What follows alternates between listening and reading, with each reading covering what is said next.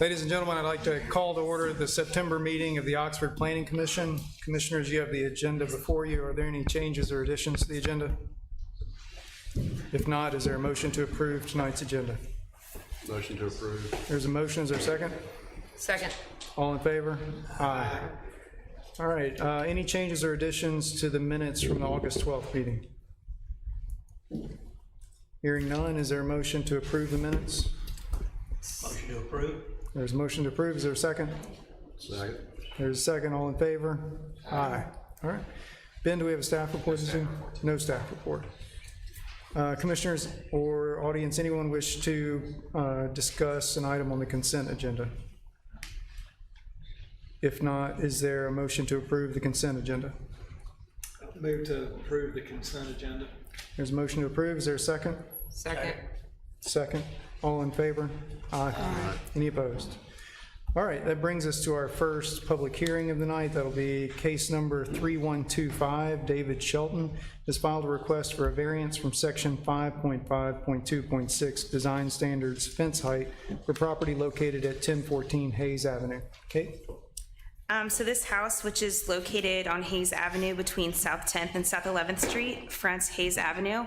It's a through lot, so what's the rear of the property that fronts Old Taylor Road is considered another front. The house is zoned traditional suburban residential and is located in the South Lamar Historic District. The proposed plans include a new pool, hardscaping, and privacy and retaining walls, all of which will require a certificate of appropriateness from the Historic Preservation Commission. According to section 3.2.8 of the Land Development Code, no wall that fronts a public street shall be over 4 feet in height, and any fence in a front yard must allow for visibility. The proposed privacy wall, which will be 6 feet 6 inches in height, is to screen the proposed new pool. According to the applicant, due to the nature of the lot being located on a residential lot with 2 fronts and 2 sides, there are special conditions and circumstances that do not exist on lots in the same district, and strict application of the zoning ordinance to allow other homes to enjoy rights that are not allowed to the subject property. A variance request may be granted when special conditions exist that are peculiar to the land or structures that do not apply to other land or structures in the same district. Staff finds that the unique nature of the lot and its fronting of 2 city streets is a supportable hardship in this instance, so staff is recommending approval of the requested variance with 2 conditions, one of which is that the required COA is obtained from the Historic Preservation Commission. All right, thank you. Any questions from the commission? If there are no questions from the commission, is there anyone from the audience that would like to speak on case number 3125? Yes, ma'am. Please come forward and state your name for the record. Hi, I'm Katrina Horn. Bob Mercier. We're just working on a landscape plan for this project. I think we've submitted everything you should have before you. I do want to say all water will be sent into the city system. There'll be a trench drain along the. I think that's the only thing you might not have mentioned in the notes. Okay. If you have any questions, we're happy to answer. Thank you. Or happy to answer. Any questions from the commission? Any questions from the audience? If not, is there a motion on case number 3125 for the variance? I move that we grant the variance with the condition as stated, the 2 conditions. There's a motion to approve the variance subject to the 2 staff conditions. Is there a second? Second. Second. All in favor? Aye.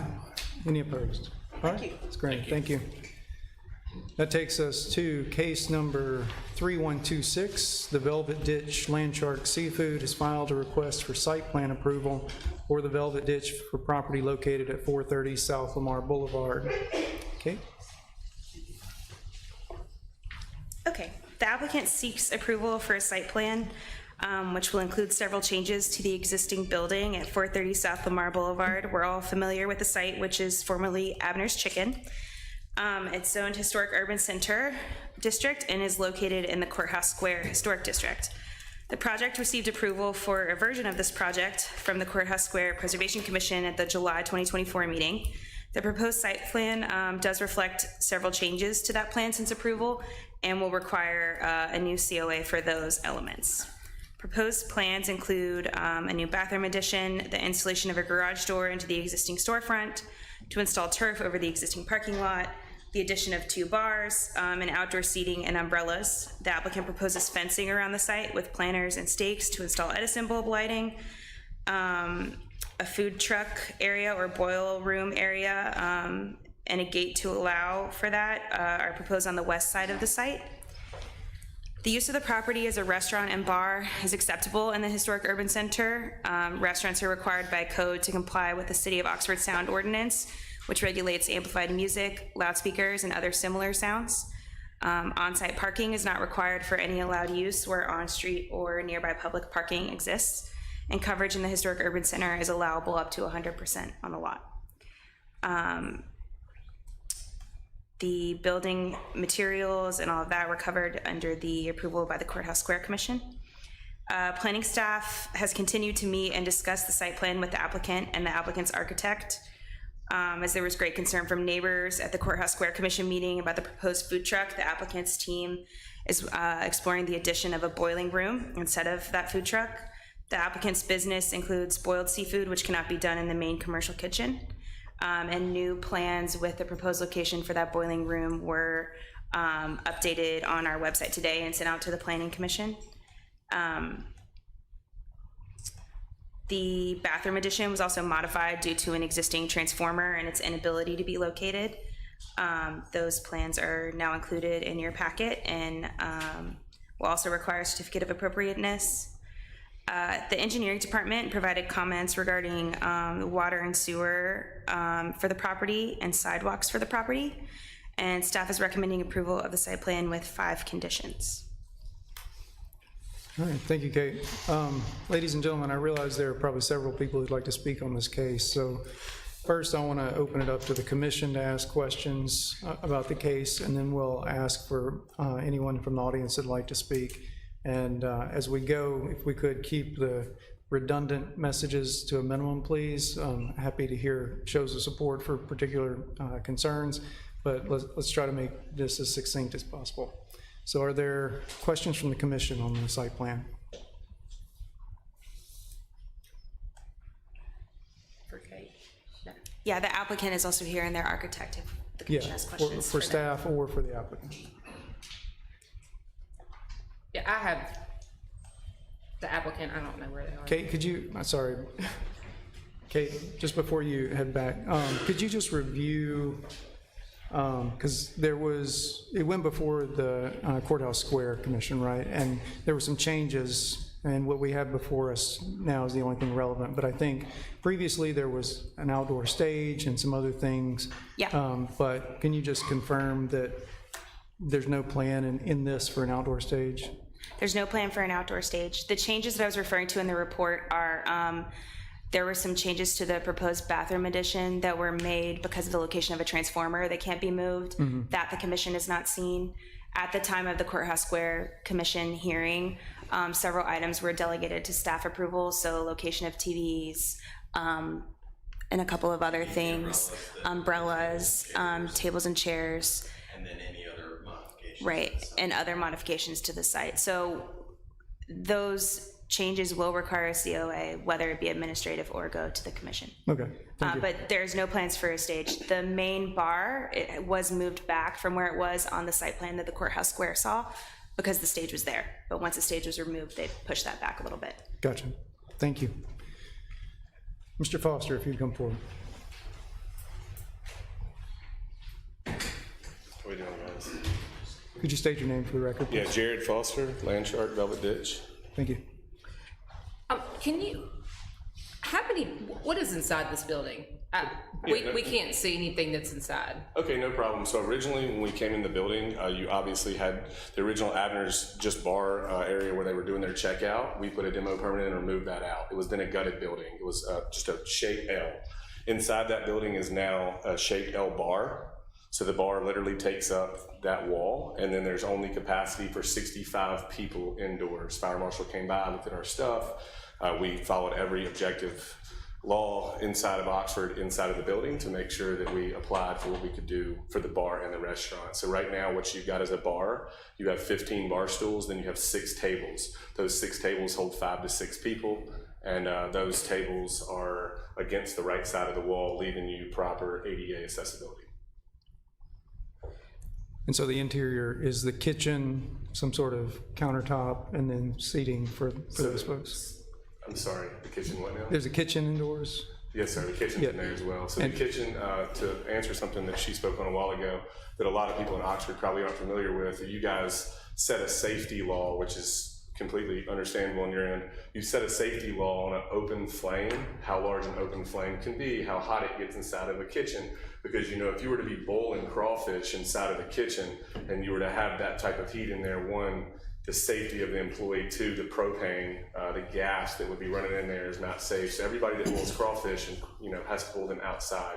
That's why you see all the trailers. If you look at our location, Landshark on Jackson Avenue, we built a boiler room outside of there, and we did that for safety as well. We have a fire sprinkler at the top of those boilers to keep it safe. I supply 19 restaurants with seafood, and all those other restaurants, most of them have outdoor areas. The one that do have inside areas have a screened-in area, and that screened-in area keeps customers from getting inside of the kitchen and obviously bugs, etc. So is the boiler room / food truck, is that can you explain that a little more? No problem. So the food truck, we have 7 of them that operate in Mississippi, and when we were set up behind the mustard seed for 7 years back there, instead of being in the food truck, obviously we decided to expand and sell alcohol and get inside of an eatery over at Landshark. Well, for us to be able to boil the crawfish, instead of us transporting them into a cooler and obviously not being able to supply, one, the health risk of the product being transferred from one location to another, we have to be able to boil them on site. So we put a food truck in this COA, which I've also worked with our team, Tom, and the guys trying to figure out a solution to be able to not have the food truck, because some of our patrons here in Oxford do believe that it's tacky and it doesn't look good to have a food truck on that entrance, and I'm open to that opinion as well. So we presented the idea of having a boiler room. That way it was screened in. We would build a brick boiling room. It would look just like the building.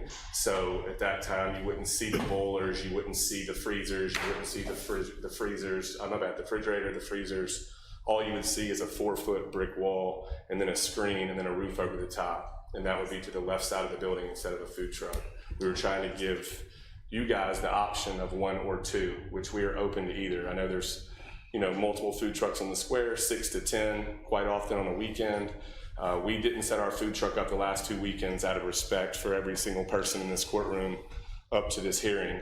We have been approved by the health department. We are fully approved to operate inside of that building. And right now we're just trying to make sure that we represent what Oxford should look like for the gateway entrance to the square. Our goal has been to mimic basically what you see at the Oliver across the street. Fence, turf, tables, umbrellas. I respected and understood that they didn't want the cabanas up there. They didn't want the palm trees. They didn't want the outdoor stage. Obviously that set us back on what we originally had planned, but it wasn't something that was gonna make or break our brand.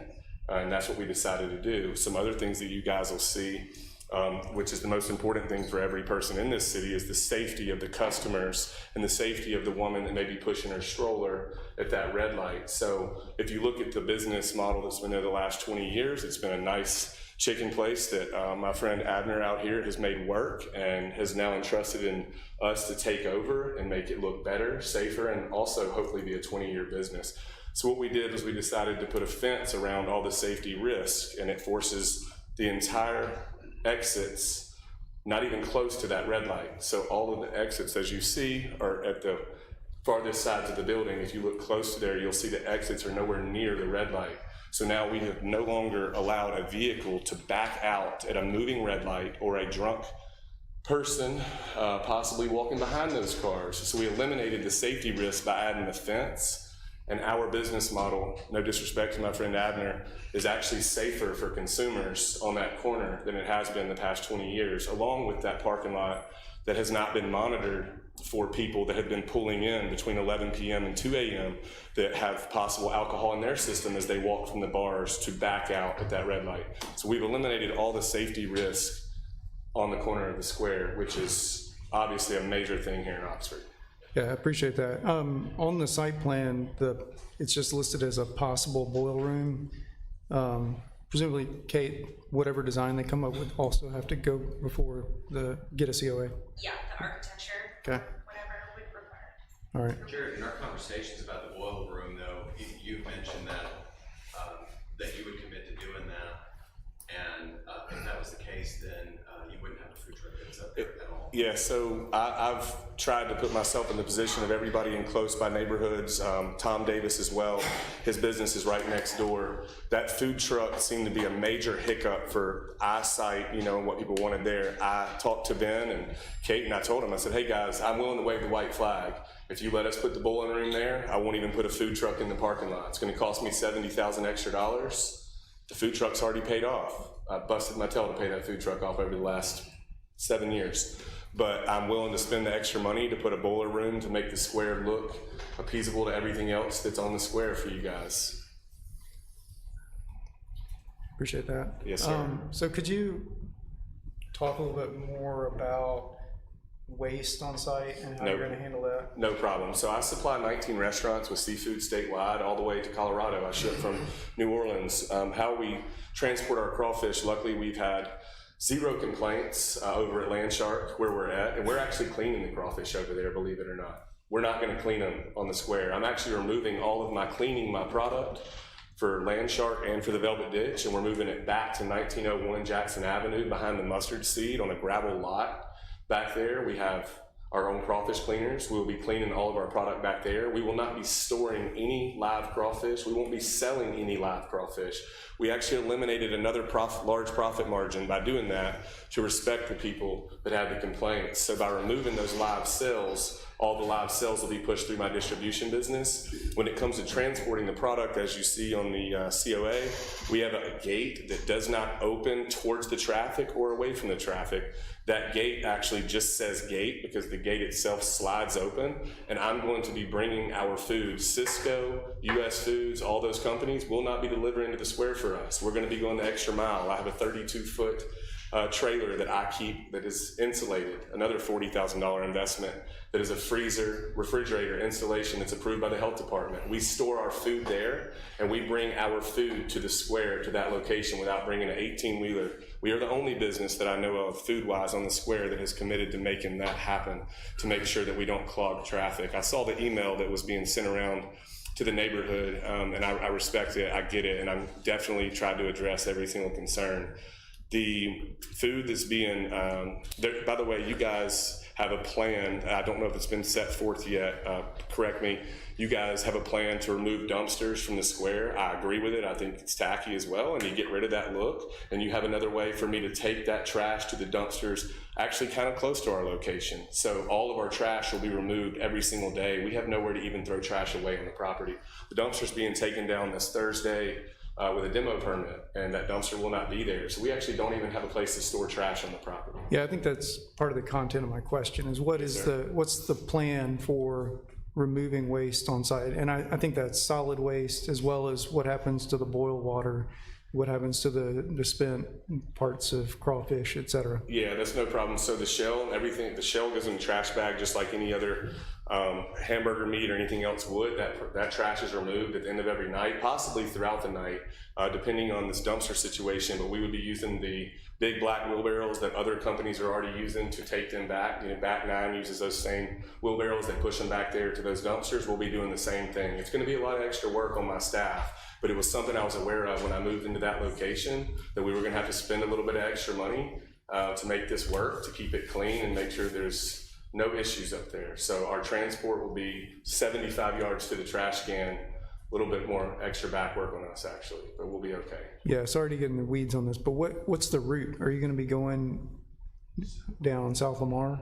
And then, If you take a right, so our bowl room will be on the left. Yeah. So when we take that right, that obviously you've got Lamar right there. When we take that right, that first right is where the dumpsters are. So we take one right and another right. We don't go back towards the square. okay. Yes, sir. And if there's something you would decide that you would prefer for me to take the trash another direction, I can do so. If you guys want to leave the dumpster there and you want me to do the dumpster and all that, I will, but I just followed in according to what you guys said was gonna happen. Yeah. Other questions? What's he talking about, get rid of the dumpsters? I wouldn't know where to get rid of the dumpsters, so are we saying we're gonna get rid of random dumpsters and have everything in one place? Is that what Ben? you're talking about? Yeah, so the city's moving to centralized dumpster locations, very much like we did with the parking garage. So the parking garage has 2 compactors, and then also a place for recycling. In this, we call it the city grocery parking lot that's behind city grocery. We're replicating that right now. It's in the completion stages right now. That'll have 2 compactors and then some recycling that's there as well. So I think to Jared's point, on-site dumpster enclosures, I think that's maybe something that the city's moving away from. I think that's what it's saying. And on the corner of our property right now, we do have an on-site dumpster enclosure right there. There's no dumpster in it because they weren't using one, and I believe it probably would have been overused if it was just sitting there for somebody to not cover it up. If you guys want me to put the dumpster back there and dump trash in there, I will. I thought that it was 1, smart, 2, it looks much better not having those dumpsters on the square, and 3, for the customers that were concerned about smell, by me removing that trash every single day from our property and taking it further away from South Lamar, we were also appeasing to the smell concerns. Are those circles in the new plan that you provided today, are those tables, are they Those public tables? those are tables, but I showed you the circumference of the umbrella over the table. That's all it is. So you see the table, and then that 2-person table, it could sit 4 if you put 2 people there, or 4 people there, but we have an umbrella around it. That's what the circle is on every one of those.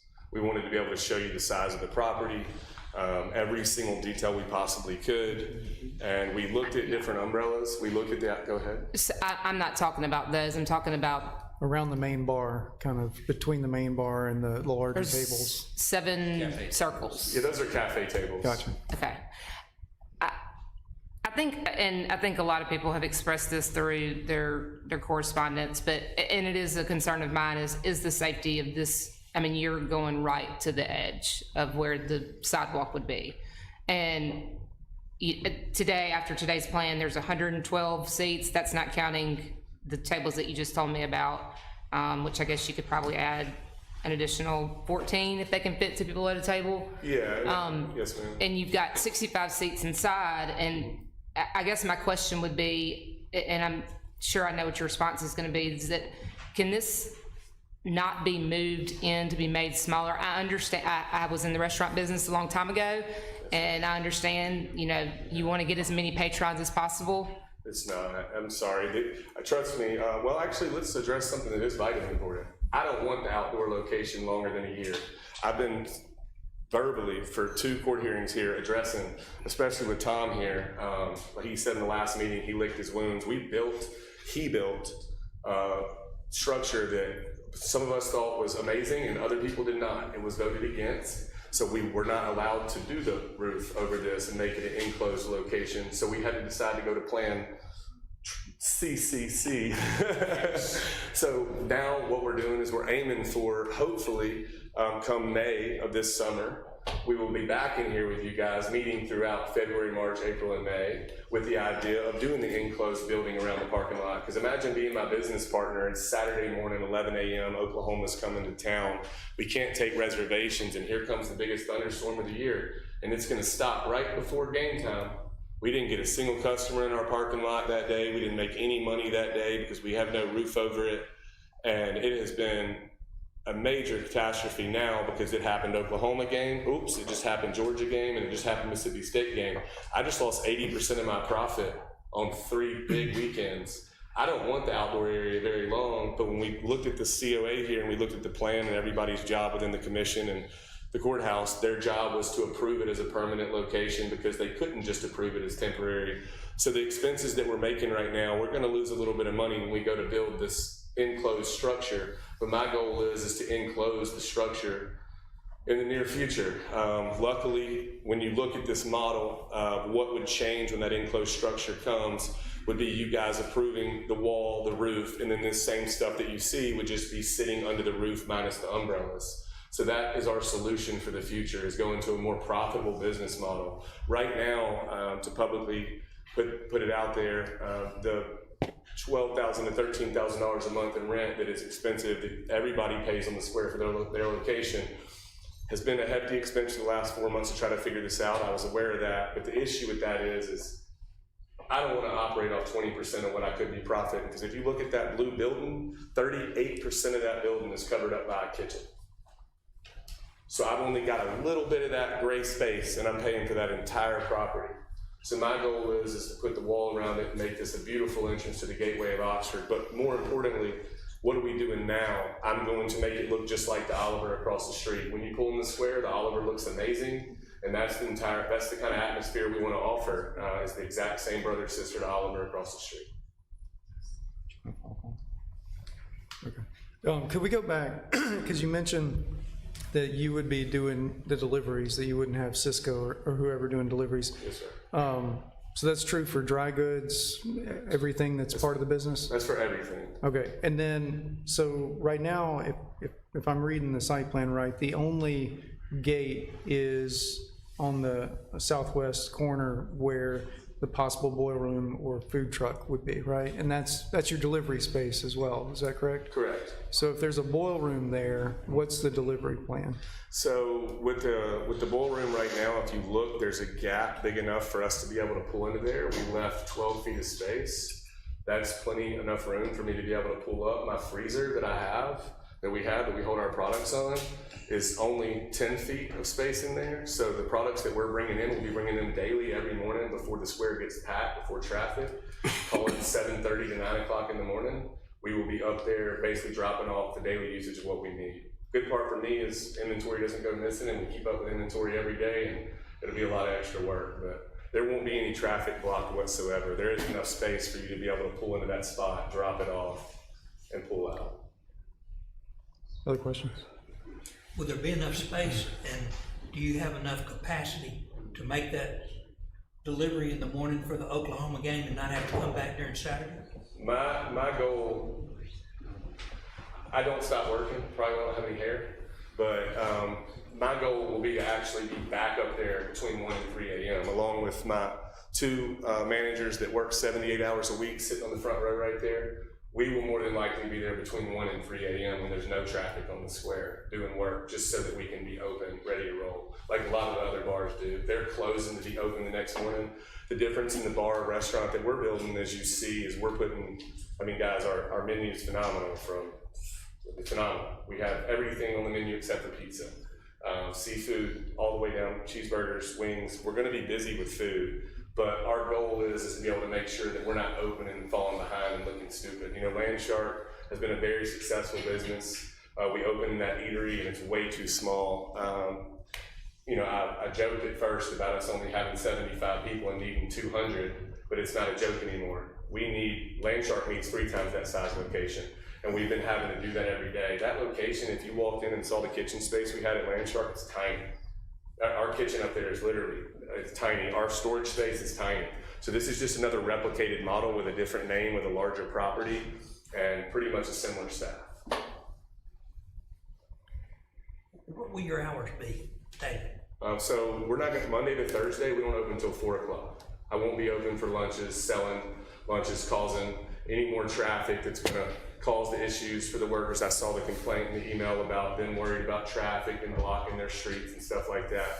And we'll be open from 4 to 1 a.m. Call it close, push people out at 12:45 at night, like the rest of the bars do on the square. On the weekends, we're open at 11 a.m. On Friday and Saturday and Sunday, we're open at 11 a.m. We did remove the stage. We removed a few other things. I think the only thing that I think she addressed it, or I know she addressed it, the only thing that we really additionally made a difference on was the bathrooms, because I met with Brandon, I think is his name, your electric guy here in town, our electric guy here in town. He met me and he showed me Brian. Brian met me, he said, Jared, there's no way. He said, you're gonna have to, he said, I'm gonna have to shut down Oliver. I'm gonna have to shut down, he named 10 businesses for me to move this electric box. And I said, well, dude, that's gonna cost me way more money. He said, I'm sorry. I said, okay, well, we've already spent a lot of money, we'll do it. So we did have to alter the bathrooms. Besides that, we made every single adjustment possible for this. the edge of the property that you addressed a while ago about the safety, my F-350 along with the fire trucks and the police officers that have been parking in those parking spots every single day are just as close as what any human could be, except we have a fence for the barrier, and that fence is back off the sidewalk. It's not, you can't reach out and just touch a car from the fence. Like, you know, Tom did his job and set that back enough to where that's not a concern. But imagine if you had the choice of backing a car out of that spot, you know, and just say Abner would have chose another restaurant, say he would have chose another model because he had plenty of people messaging him. What you would see is either a completely different business model, or you'd see 20 cars in a parking lot that made no sense in the first place for safety. So I've done everything I can when it comes to the safety. And if you have any advice for the safety, the only other thing I offered was to, my dad runs Madison County Rocks and Pools. He builds pools all over Oxford and built pools for at least 3 people, maybe 4 people I see in this courtroom right now. And he was willing to build a stone wall, a beautiful stone wall around the edge of the property instead of a fence.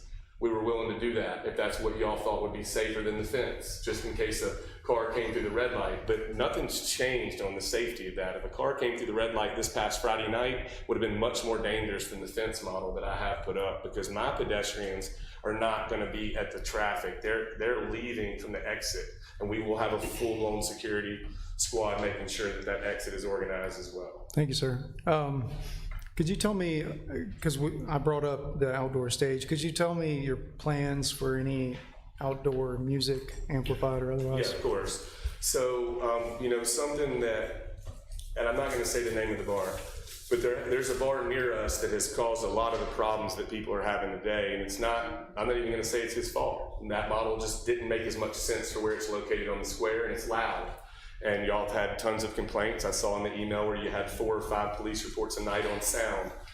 We are creating a stage and creating live music out there so that we can keep up the people across the street at the hotel and have South Lamar annoyed. My goal originally in building this business model was there's no outdoor location right now. There's no outdoor location at this size where people can come and sit after the game. And for example, if you called me right now and you said, hey Jared, we want to book table C3 and we want to have that table from 8 to midnight. You, your 5 buddies can come book that table and you can stay at that table. Nobody's offered that at an outdoor spot here in Oxford.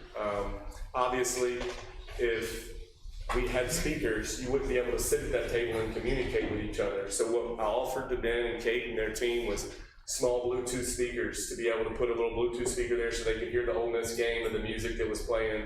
Obviously, you guys have a noise ordinance, and the one thing I don't want is complaints between now and May when I meet back in front of you guys again to build the structure. I don't want to have complaints. I want to walk back in here and y'all say, we had no noise complaints. Smell, guys, I can't, I'm addressing the things that were in the emails and the concerns of the people that are here today. I can't get rid of the smell of Cajun food. All I can do is cook the best Cajun food in the state, which we've done year in and year out since 2015, voted with 0 health department issues whatsoever. The smell, I just can't get past. In operating hours, we're gonna cook some really good food and it's gonna smell. When you talk about drunk pedestrians, look at Chicken on Stick across the street. Last night, 391 college kids, it was a long time sitting and counting, 391 college kids walked onto that parking lot. And I would say statistically 300 of them had alcohol in their system, maybe 390, walked across the street to buy chicken on a stick. And nobody cared about the safety or the concern of the smell of that chicken on a stick. So we have addressed, I genuinely believe we've addressed every smell issue, sound issue. I've removed everything from the COAs possible. And if you have some advice, I never don't call back. If somebody calls me, anybody in the neighborhood, you get a hold of me 24/7. If you had some advice, I was open to it. And if you have some advice in the COA, my genius here behind me that does all this stuff for me would love some advice if there's something that would satisfy or appease Oxford, but I just can't think of another thing that we possibly could do. Thank you, sir. Other questions from the commission? Yeah, real quick, the trash, how you're gonna get rid of your trash? I worked at the bars all through college, understand what it takes and having to load them up and take them to the dumpster and dump them, and the smell. Yes, sir. That was alcohol. So I don't know if crawfish are worse or not, but regardless, has anybody talked to you, or have y'all talked internally at all? So I'm noticing this, I guess it could be the northwest part of your building, a way to leave out that way instead of So going up the that's street? that's great advice, and I'll definitely take that. If you look over the edge on the right side, when you say northwest, you're talking about on the top, that Top side. left corner, yeah. Okay, so where that exit gate is, there is an exit gate that Abner already has there. All of the trash during peak hours, instead of me sending 4 people to carry 1 trash bag or push a wheelbarrow, all of our trash as we load it up will be sitting right in that gap right there, and as soon as it's full, you can push it out of that exit if need be, and any other trash would be stored to the left of that side of the building right there. So we have a trash area. Okay. That's what I was wondering. I was Yes, just sir. making sure. I appreciate that. And we can take it that direction. There's an exit that direction for it. This isn't a question, just a comment back to what I was saying earlier, is that a concern, yes, there's concern for fire trucks, all that, but the concern is more or less that, I mean, we all know that's a very busy intersection, becoming more often than not, Right. with the exception of during the day. Yes, sir. Oh, yes, ma'am. But my concern is that when you have those sidewalks, we'll say leaving a game, a football game, that sidewalk is full. Your fence comes right to the sidewalk, but then you also add in traffic, and so that's my concern. It's not necessarily the concern of can cars get through there, all of the things that you mentioned. It's not necessarily just the concern of the patrons at your establishment, but also everybody else that is walking that corner, going to or from the square, whatever they're doing. There's not a whole lot of room if you're building straight to the sidewalk. So that's what I was trying to express my concern and asking if there was any way, which you quickly said there was not, for y'all to move that fence in. I mean, you have great food. I'm not saying this is not a good idea. I think that there's some things that you could do differently to make it work. Yeah, and that's no problem. Something we actually even looked at, me and Tom discussed the idea that if that fence was in, just call it 3 feet, okay? If that fence was in 3 feet, you'll have a lot of beautiful sections and areas where you have benches already on the square. And if that was something that you needed or advised and you needed me to scoot that fence line up 3 feet to be able to put benches for pedestrians to be able to sit right there because you have people that cross or whatever it may be, I would have no problem with allowing those people to sit on my property. The concern would be those are public, those pedestrians are now on my private property and they've consumed alcohol and other things and now they're sitting on my bench on my property, which was also an insurance concern. But I was open to that. I just wasn't sure of the solution with it. Because right now, where that fence line is the exact parking, that's the spot where the end of your truck backs up. So if you were to back the truck up right there, like my F-350, if I were to fit it in that perfect parking spot, the ball of my truck would stick over into the sidewalk area. And now that there's a black fence there and there's no way I can even park there, which as you guys can imagine, I don't want to have to walk to work every day either. My staff doesn't want to, but we are. My brother lives 300 yards from my business, so I lucked out and our staff's gonna be parking there and that's how my staff's gonna get to work. We're gonna park at my brother's house and we're gonna walk there. Any other questions from the commission? On the note of this spacing, I would just say if you're successful like you want to be, and like we're hoping that you are, you're going to need some queue space, I would call it. Most all the other bars, all the ones I can think of right now, I mean, you're going to have lines of people. So where are those people going to be? And I see you got your entrance, so you got a parking lot right there. That should be hopefully fine, but if you move your fence in a little bit, whenever you go to close the bar, to push those people out so you don't get cited for still having people in the bar after hours, You get more space. you're gonna wanna go up to 1240 or 1245, whatever, they gotta go somewhere. And so they matriculate to chicken on a stick, kind of, Right. but you gotta do it all at one time. Yes, sir. So you're gonna have a bit of an issue there running out of space because you can't push them in the street. You don't want them to just stumble out in the street. And so if you had a little, I don't know, queue area, I would call it, Okay. that may be very helpful. Okay, I'm open to that, and I luckily haven't started building anything on the outside, haven't been allowed to, and if Ben and their team wants to work something out with Tom and I to where we have some more space for that, I'll put that in for you. It's not for me, that's just I'm more just for saying, you. I have no, it's not gonna cost me any extra to be able to take my fence, and in the long run, it's a safety issue that's being addressed, and if that's something that I need to do, I'll do it. That's no problem. Is there a maximum occupancy for the enclosed fenced area? So basically with those tables and how it works, they're gonna give me a capacity for with tables and without. And as you see, it would be pretty hard for me to remove those tables and just take them anywhere. So my capacity, they'll give me 2. They give every bar 2. They give capacity with tables, capacity without. For example, a small daiquiri spot on the corner has 210. Without tables, I think they're giving 360. So our capacity doubles without tables.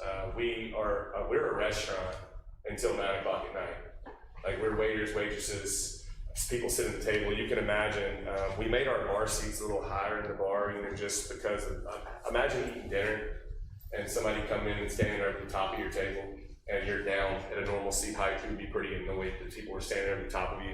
So when that garage door is open and that they're not able to walk in that garage door right there because that's our dinner until 9 o'clock. People will be sitting outside. Our garage door is 10 feet wide, 10 feet long, so that's our main entrance exit when that door is open. Capacity wise, I'm thinking they're gonna give us 125 to 150, I would say, out there by looking at total seating. Without the tables, I would say they'd give us an extra 150. Our model doesn't make sense without the tables. There's nothing entertaining about standing out there without the tables. And it doesn't work for us because my restaurant model and my food sales would make no money if people didn't have anywhere to sit. I actually wanted more tables and chairs than that in the model, but the way Tom structured it, that was the safest for every customer and the distance that we needed in between each table.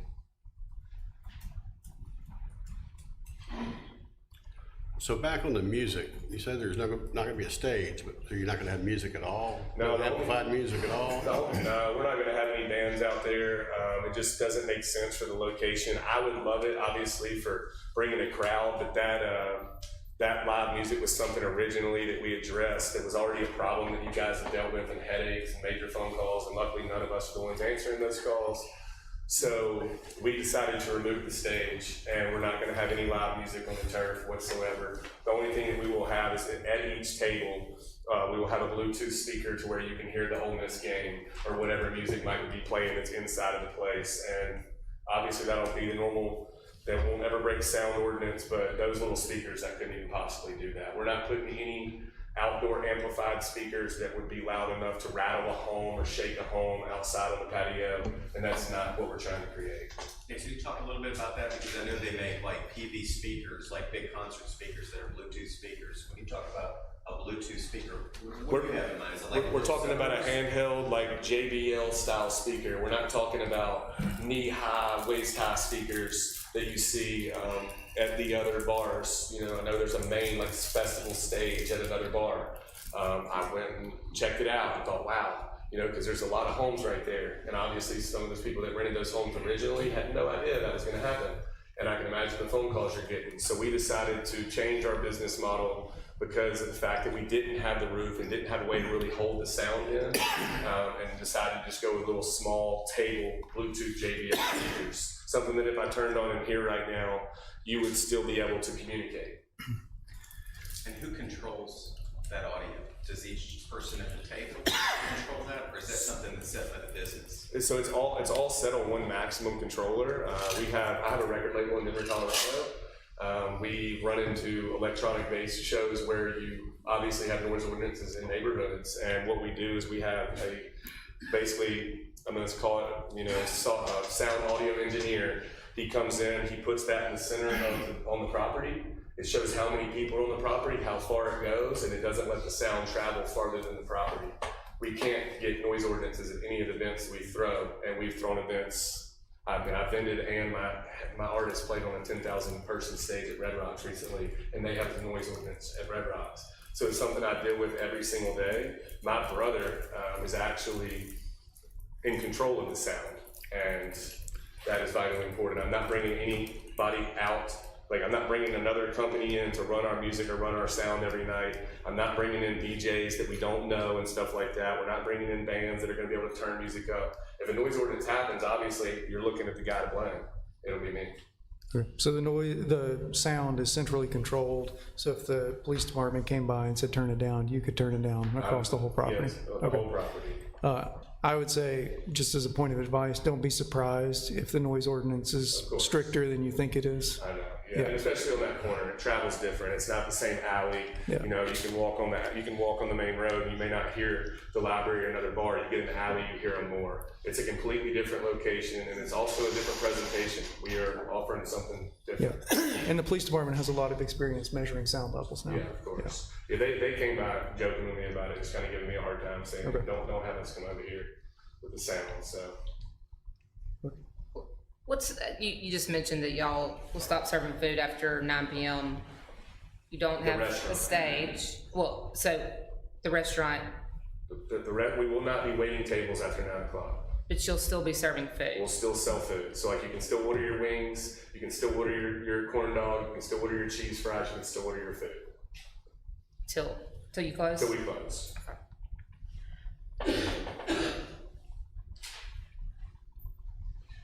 Any final questions from the commission for now?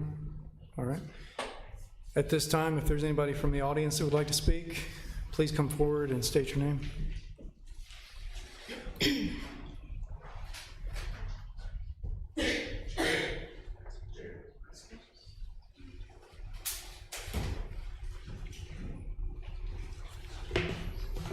Good afternoon, Commission. I'm Paul Kenichi. I represent a number of residents that live within distance of this proposal. And if I'm going to ask that those residents that oppose the project, the plan that's been submitted, if you all would stand.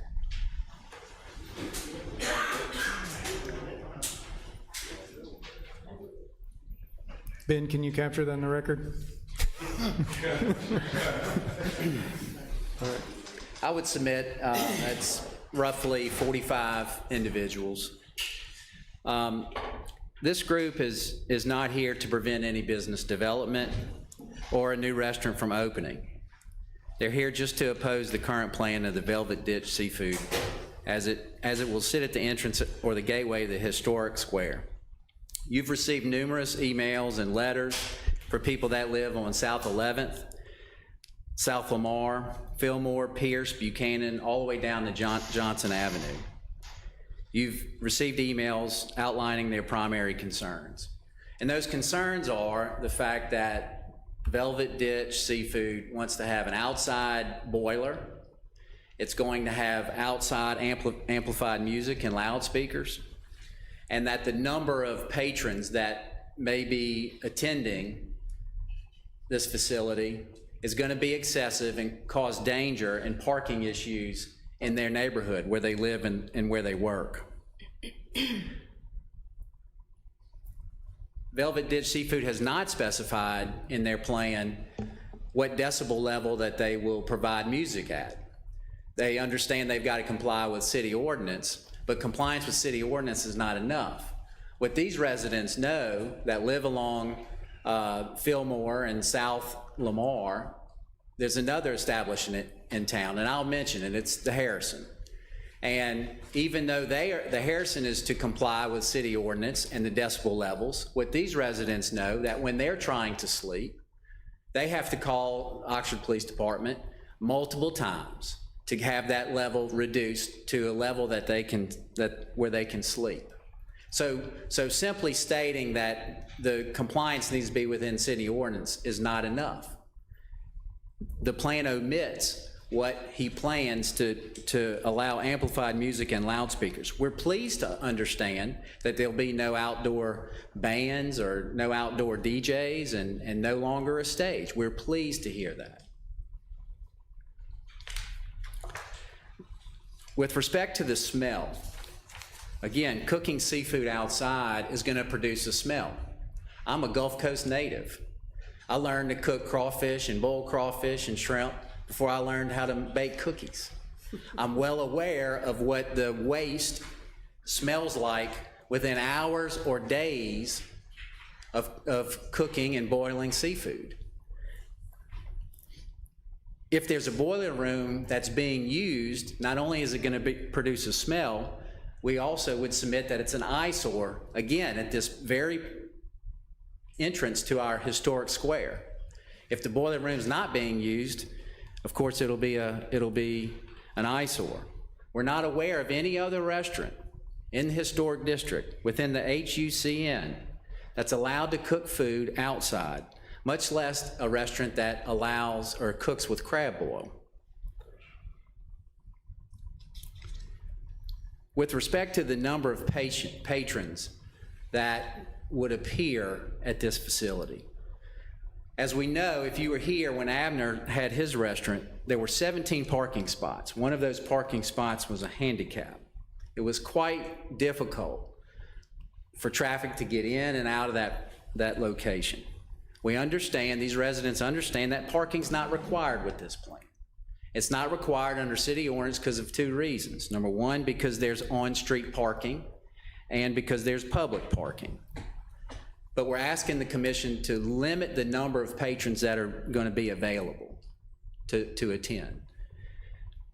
The safety issue is not only just the intersection of University Avenue and Lamar, like Commissioner Smith mentioned, but also you've got to think about the residents that live very close along South 11th Street.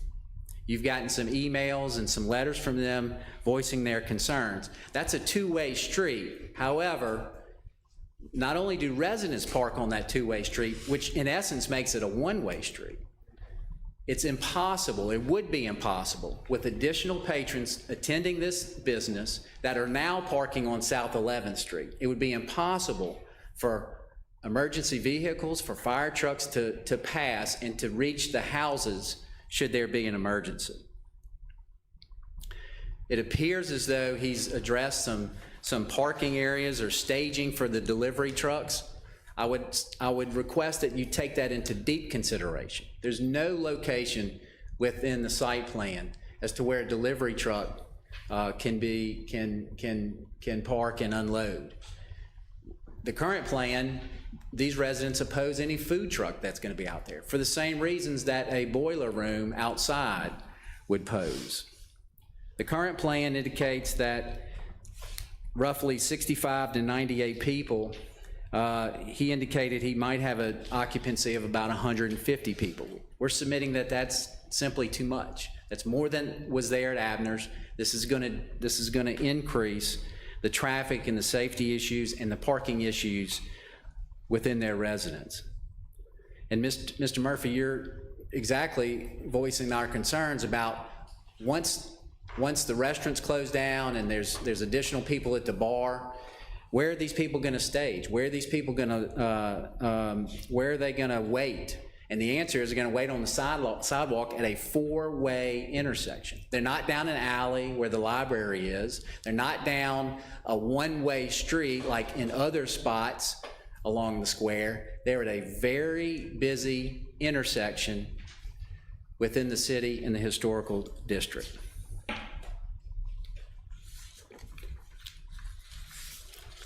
Your job as a commission is to consider the impact of the community's growth, to help businesses grow, and we appreciate that. Among the members here that oppose this project are business owners. They understand. They're not opposed to having a restaurant or additional businesses. But also part of your growth is to make sure that the growth doesn't negatively impact their community and our community. Local resident John T. Edge summarized it well in a letter that he wrote. These residents are not here to hinder the enterprise of a local restaurateur, but rather seek city officials to responsibly manage the capacity and activity at this site. On behalf of these residents, we respectfully oppose the project where it allows amplified music and speakers outside, where it has an outdoor food truck and an outdoor boiler room, and an excessive number of patrons. Thank you. Thank you, sir. Are there others who'd like to speak? Yes, sir. Before you come forward, is there anyone else from the audience who hasn't spoken before the applicant gets up? Yes, sir. Please come forward.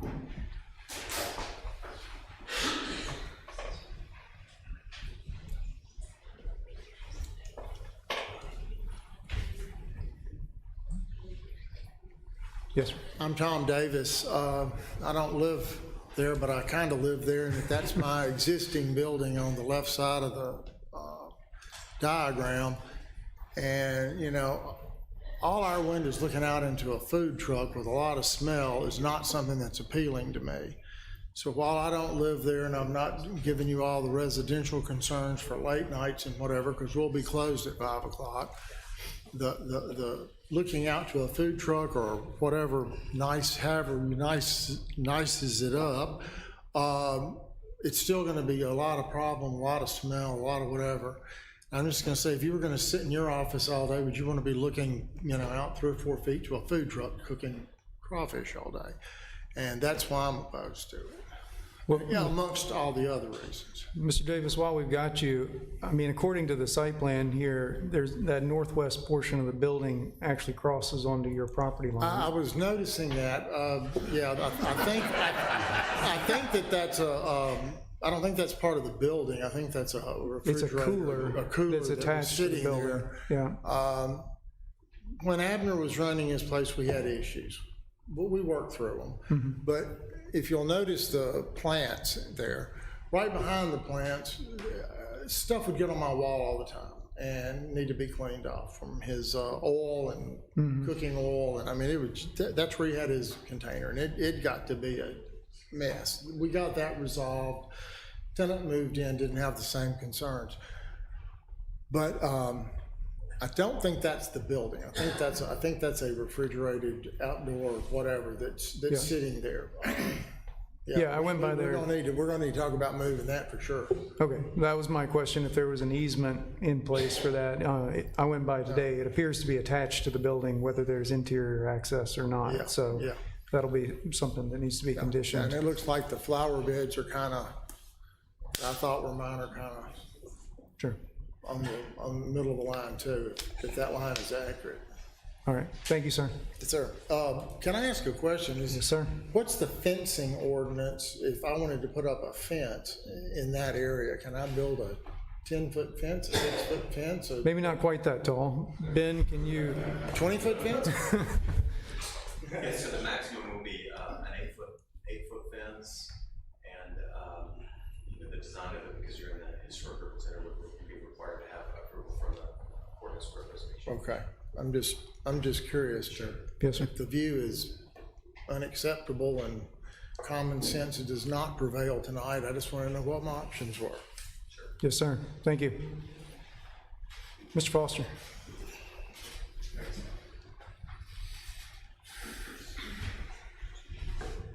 Cool, so I'll make this quick. I never do, but I promise I will here. Tom, I appreciate you addressing that. I have no problem building the fence for him, so he doesn't have to spend the money to do it. If Tom wants a fence built in that location, I've already put enough money into the property that if that's something that'll please a neighbor, I'm publicly saying I'll build the fence for you. That's no issue. I feel like as many times as I cleaned your pool, I'm probably just giving you the money back for what you gave me to clean your pool. I wanted to address the attorney's issues as he did his job up here today.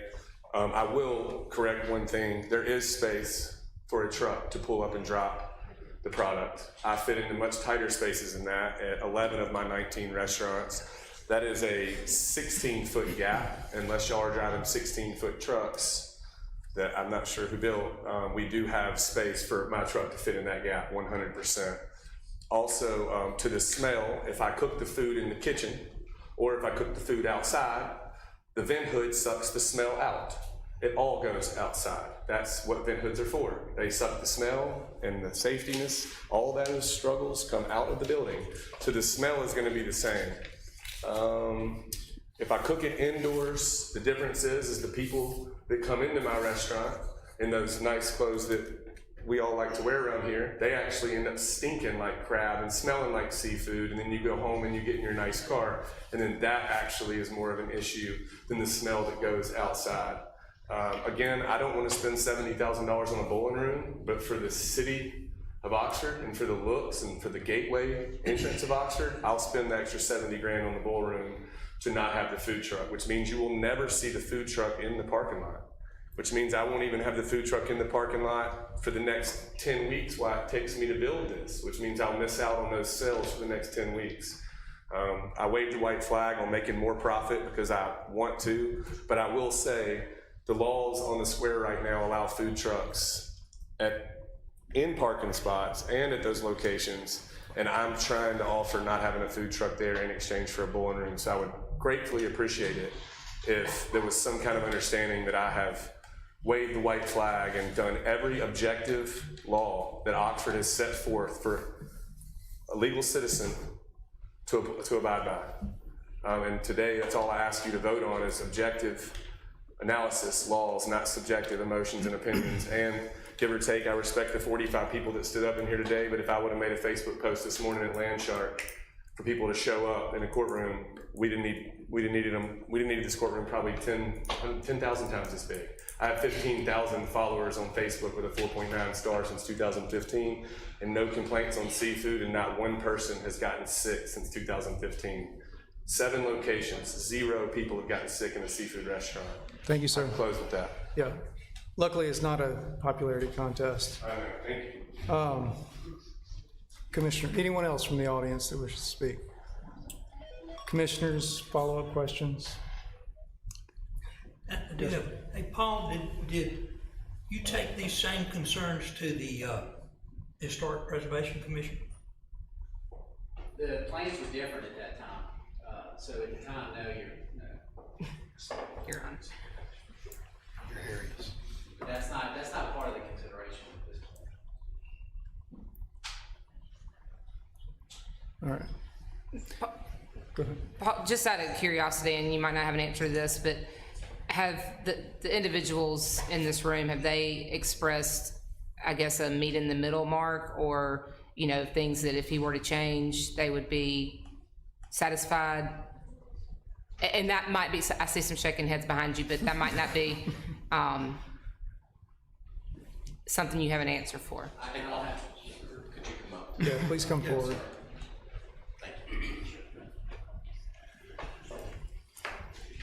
Yeah, unfortunately, I can't speak collectively for the group on that issue. If the commission were gonna table their decision, we could potentially get that to you within the next day or so. Thank you, sir. Thank you. Paul, I guess my question is in this, it says that the current design was approved by the courthouse square. The current design. It was the current design, but they had some changes and some recommendations since that time. It was approved by the historic. It came out of the commission with changes. It's not what was presented to the commission, it's what came out of the commission. That's Is that correct? Yeah. That's right. Yeah. Okay. I want to say 2 things. One, if staff could get their pens ready, because I have some potential conditions I'd like you to vet for me. The first one is that, and these are proposed for the commission to consider. I'm not making a motion, but additional conditions to consider. 1, site plan approval is conditional on adequate provision for the capture, storage, and disposal of all waste, solid, liquid, and gas, such that odors from waste do not become a nuisance to surrounding properties. The second one would be construction of a permanent boil room within some reasonable time frame, 6 months after occupancy. The third would be that is for the plan as presented, including the presence of the outdoor tables, meaning that we're not going to remove all the tables to increase capacity by a factor of 2. And then the fourth one would be that it's conditional on an easement or removal of the portions of the building extending across Tom Davis's property line. All right. Could you repeat the first one? First one, conditional on adequate provision for the capture, storage, and disposal of all waste in solid, liquid, and gaseous forms such that odors from waste do not become a nuisance to surrounding properties. For Right. your third condition with the Yep. tables, they are not removable at all in that scenario? It can be removed to increase capacity. Yeah. All right, discussion of those either from staff or from, yes, sir.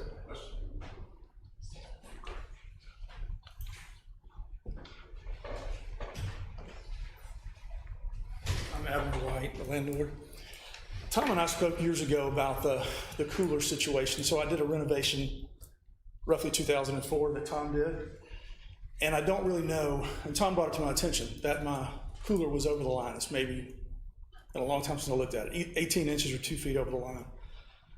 So, which Tom, when we talked about it, said it's okay, just keep operating. But I acknowledged, it appeared when you look at the work from the engineers that it's over the line. And I don't know how that happened. Yes. We built that renovation project per the plans. So my question would be, and maybe it's a legal question, but because that's been 10 years ago. And I respect Tom, and like he said, we had some grease issues and things like that, but he said to carry on. So is that not now transferred over to Mud Senate? That's outside my court. Paul? You're gonna make a decision. I mean, and the only reason I say that is because you're obviously looking at a $30,000, $40,000 cooler, and it's Yeah. 18 inches, and so, but I get it. If that's the way it's Yeah. gonna be, then we'll go down that road. From the standpoint of the site plan, I think it's a housekeeping issue, that we just won't want to grant a site plan for a business that's over the property line without an easement. I mean, very commonly, site plans are conditioned on easements for appropriate access, and so. Yeah. So, JR, without knowing the full extent of the back and forth over the years and how things got where, why, and what was said about it, I certainly think it's appropriate for the commission to let the applicant know that is an area of concern without making a condition that requires a specific thing to happen that Sure. we don't necessarily know needs to happen or has not happened in the past. So my suggestion would be that if there is a motion made that the commissioner making the motion may want to tweak that condition if they choose to include it a little bit to make sure the applicant knows that it is the expectation of the commission that that issue be addressed, however it needs to be addressed, whether it be through an easement, whether it be through a conversation between property owners. Could you work on some nice language for us? I appreciate that.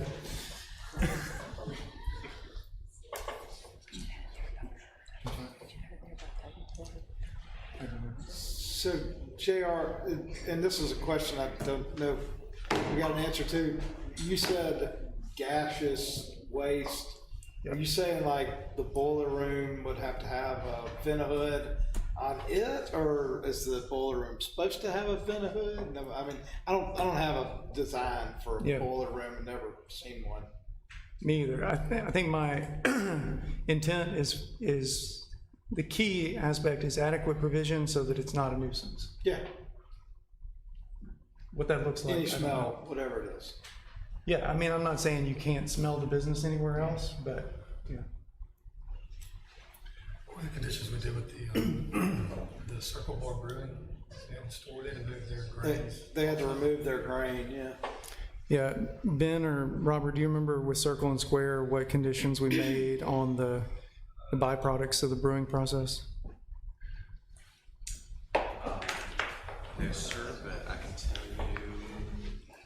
you. We had similar concerns about smells. Yeah, I think they actually package them up and maybe take them out to Brown's Farm or somebody. Yeah, they're cash. actually disposed of Yeah. in a sustainable practice. Yeah. But bear with me, because I mean, we do have a requirement for byproduct associated with a brewery.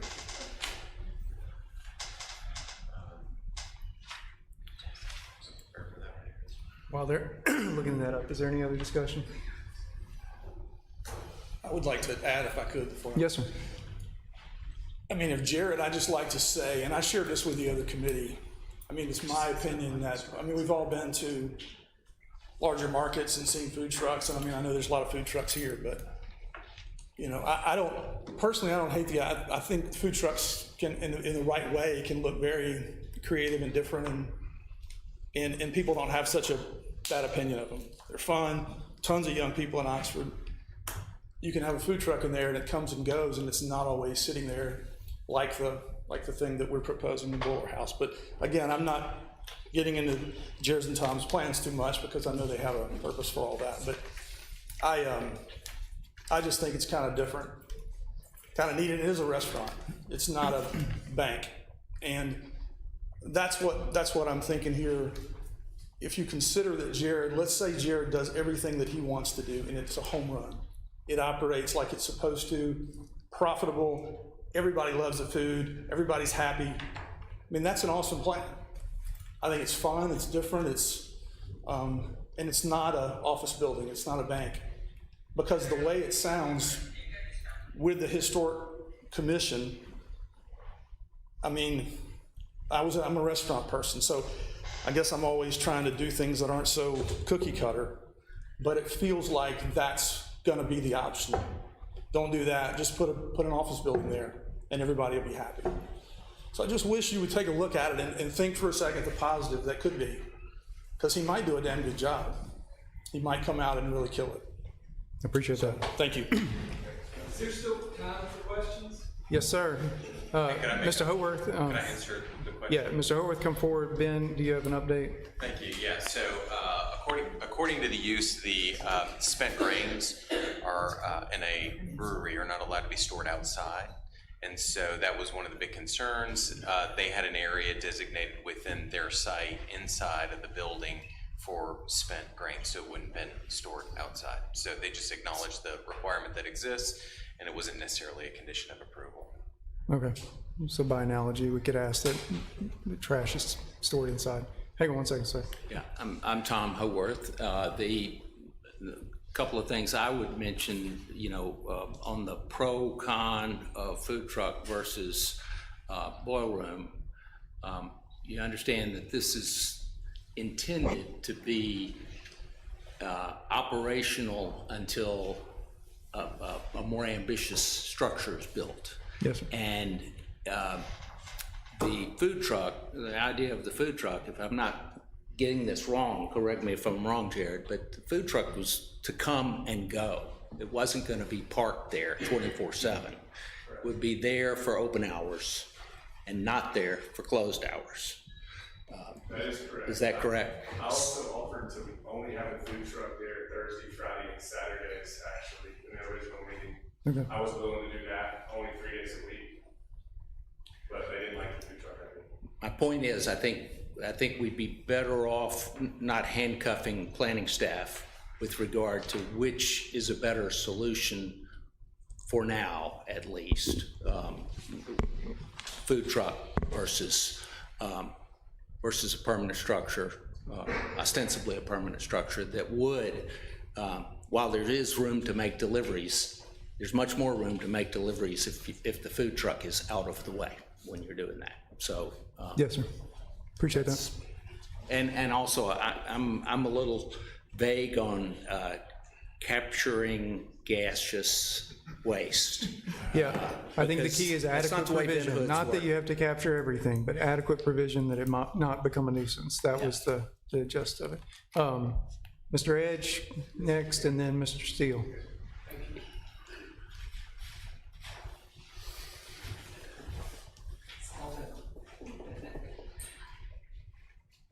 Hey y'all, my name's John T. Edge. My wife Blair Hobson. I live on South 11th Street at the intersection with Lincoln.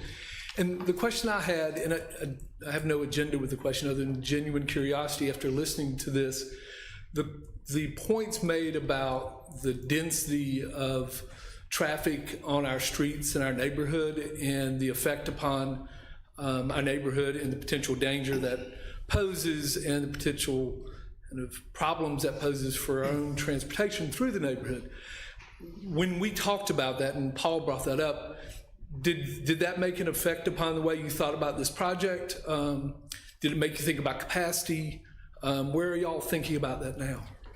Yeah, it's a great question. I mean, I was going to come back to addressing sort of the technicalities of what's before us. So the Planning Commission hears lots of different types of cases there, and most of them are represented on this agenda, but this is a site plan. And the role of the Planning Commission for site plans is to make sure that all of the reviews have happened that are supposed to, all the different city departments have looked at it, it's compliant with the code. Contrary to Facebook comments, we don't get to choose what businesses come to Oxford or where they go, and we don't get to set up the rules for each business as they come. And so when it comes to the capacity of the business, it's not really a planning commission decision. There's fire code and building code that govern those. I'm not sure if there are other codes, but all the attorneys in the audience can appreciate the need for a body of law to guide and mediate where there are competing interests. And in this case, in many other cases, there's a property owner or a developer's interest, and there's the community's interest. And the Planning Commission's role is really to try to make sure that those competing interests are dealt with through the code so that it's a fair playing field. I think we're all concerned about each of the concerns that have been brought up. I'm certainly aware of parking issues being pushed out into the neighborhoods, and I don't like it. I don't like the noise issues that it could bring, given that it's both a centrally located property and on the periphery of the business district. But that has to be mediated by the code, and we don't have a lot of power to set new standards for a business that's complying with all of those. So we have some leeway, and I've demonstrated that, I think, with the proposed conditions. But telling them what the capacity of their business can be or can't be, I don't think is within our powers. Or telling them where their patrons can park. We can't do that. That's an enforcement issue with the police department. Yeah. I appreciate the smarts and the consideration. Thank you. Thank you, sir. Mr. Steele. Well, mostly I'm here to echo what Mr. Edge said.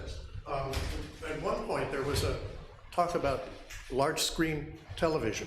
Is that eliminated from the plan, outdoor? They have on the site plan two, at least two. How many do they have? I see 4. There are 4. There's one behind each bar, and then there's one on each of the fenced boundaries. Yeah, I think that is a concern. Yes, sir. For traffic, people looking at them as they're driving by. Now, I know you can sort of see inside the library, but these would be outdoor screen televisions with football games or something like that. And I think that has not been raised, that is as a danger. The other thing is close to what Mr. Ed said, that this is on the edge between the courthouse district and the South Lamar Historic District. Of course, it never went to, it's outside the South Lamar District, so it never went before their board or anything like that. But the issue of parking and traffic and blocking the streets is still going to be a problem. It may be, outside your bailiwick, maybe the South Lamar District needs to say something about it, their commission. But that's something that has not been addressed by your conditions. So. Yes, sir. Yeah, so anyway, thank you for that. Thank you. But the televisions, nobody's mentioned, and I think that is also a problem.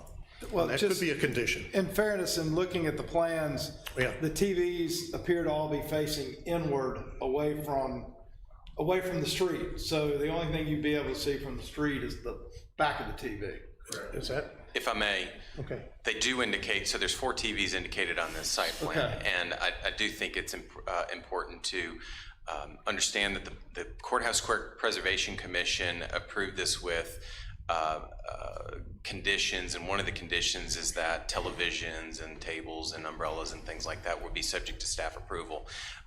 But it also stipulated that any television that was to be on the patio would to be positioned inward facing, so that it would not be visible from the street. One of the televisions that are indicated on this plan in the near the bathroom, you can see where it says small bar. Kate, could you zoom in on that?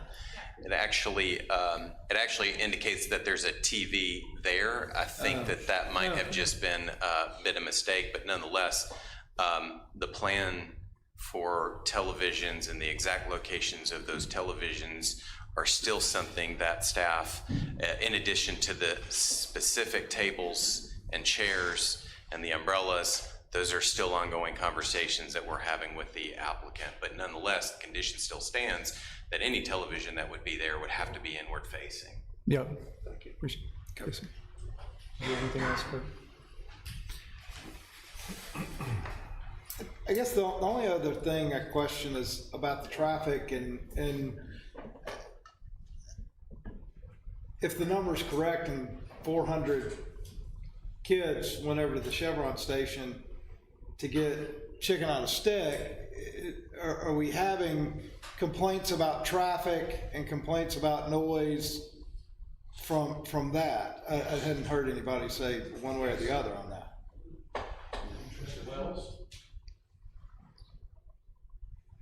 I didn't hear, I heard some mumbling, but. Is there someone that'd like to speak on that?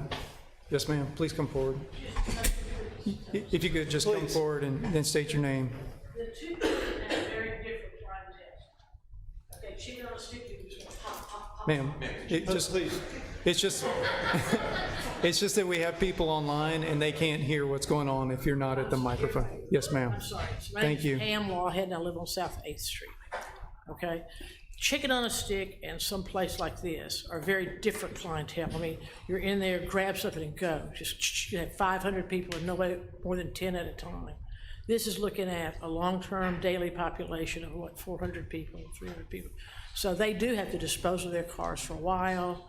They have, you know, and they make their own noise, but it's not this, they are congestion. The other one is just like a gas station. Okay, so it's just, they're very different. Okay. Paul, do you have some language? So, here's the issue I have, JR. This is something that is part of an existing structure that's going back almost 20 years. Sorry, you need to speak into that. Yeah, it doesn't have to be, I mean, it can be as simple as that it's resolved. Yeah, I mean, I think y'all can certainly direct the applicant to address the issue with the neighbor and ensure that any necessary change is made. I don't have any way of sitting here tonight knowing that there is something that needs to be done as opposed to something that has been done in the past. And I think it's perfectly appropriate to point the applicant's attention toward that. Thank you. Just don't make me fix it. All right. Okay, so I'll modify that fourth suggestion to be conditional on addressing the issue of portions of the building extending across the property line. All right. Commissioners, is there any other discussion? Can we discuss the permanent ballroom? Yes. Is it your thinking that the food truck, Mr. Foster, would be better than the permanent ballroom?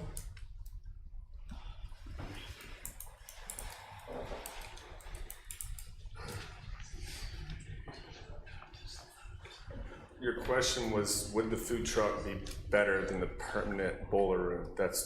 I guess the way I'm asking that question is if it's there from 3:30 or 4 o'clock in the afternoon till whenever, 3 days a week, like we said, well, you're gonna have it there less time than a permanent ballroom is gonna be there 7 days a week, running whenever. If you're gonna make all these big plans 10 months from now, does it make sense to have a permanent ballroom there for, I mean, I'm sure the money is probably gonna be different. You got $70,000 in it, you're gonna make more money possibly from it, I don't know. The food truck was 65 grand, so the expenses for me are the same, and to be fair, if the food truck's in another city, I get to make another $100,000 in another city.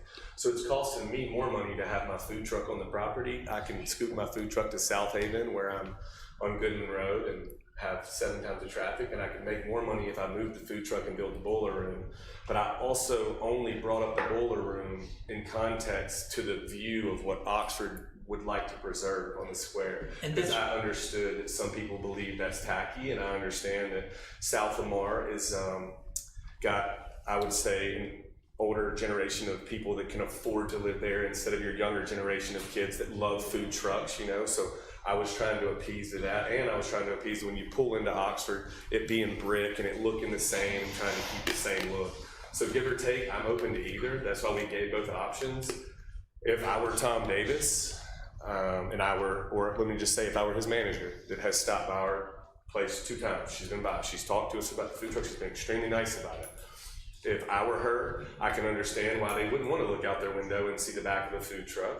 I think a fence, that's why I offered to pay for it, would be a solution to that. But let me just clarify something that I think a lot of people are confused with. A vent hood does not get rid of smell. A vent hood sucks the exact same smell, and 7 feet to 15 feet higher, it shoots it out of a hole, and then it goes into the air. It's the exact same thing as a boiler room.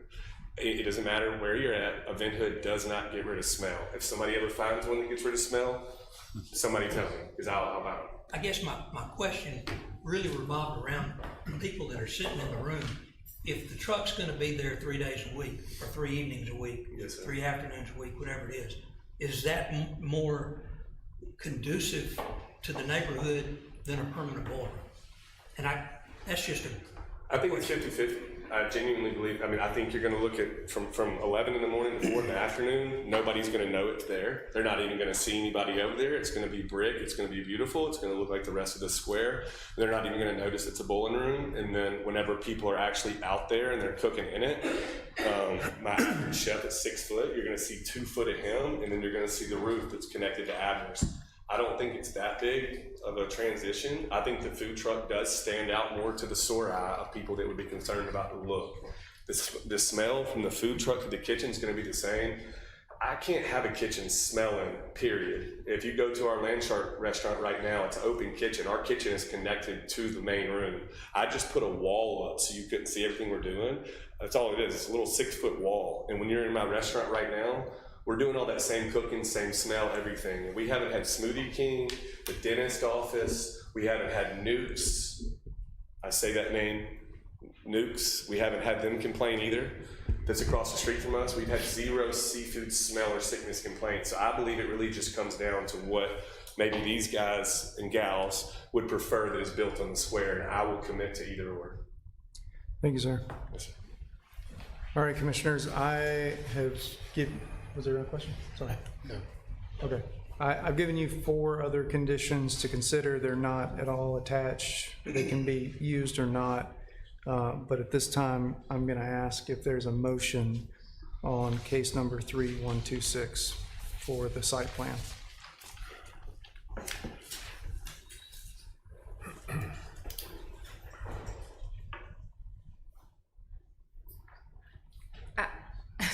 I'm not sure if this is not a motion, but I don't know how to, I guess, present this, but he seems to be willing, he just said that he would be willing to do what would be, I guess, would satisfy individuals. Paul, I guess since you're representing the rest of the group, I don't know if it would be that you and maybe, is this an HOA or these are just concerned citizens? I mean, I know it's not, everybody's from different streets, but I think you can answer that for him first. I think Paul represents a subset of Okay, people who okay. are there. Yeah. So would it be worth the group, it's not obviously 45 to Jared and his architect, be worth discussing, one, what he just mentioned, and then 2, I mean, I know that they have concerns, and I do feel like he's addressed some of them. I do feel like some of them have not been addressed. Essentially, us tabling this, I know that is not what the applicant wants, simply because he's losing money as he's not being able to, you know, open a restaurant. But also, this is a small community, and I do want to make it clear that one, we are a recommended body to the mayor and board of aldermen, but two, I do think it's important that we acknowledge the concerns, but also acknowledge that he has made strides to satisfy those concerns as well. So I guess essentially what I'm asking is to table for them to meet if they're willing. I don't know if that's an option, but So one technical point, on site plans, we're not a recommending body. We approve or deny. It can be appealed to the Board of Aldermen, but we're the deciding body. Yeah. But yeah, it can make a motion to table. And then it would be up to them to decide if they took this further? If there's a motion to table and it's seconded and it's tabled, then it would just be tabled until we bring it back up, so. Next meeting. Yeah. Table until the next month's. Yeah. Yes, sir.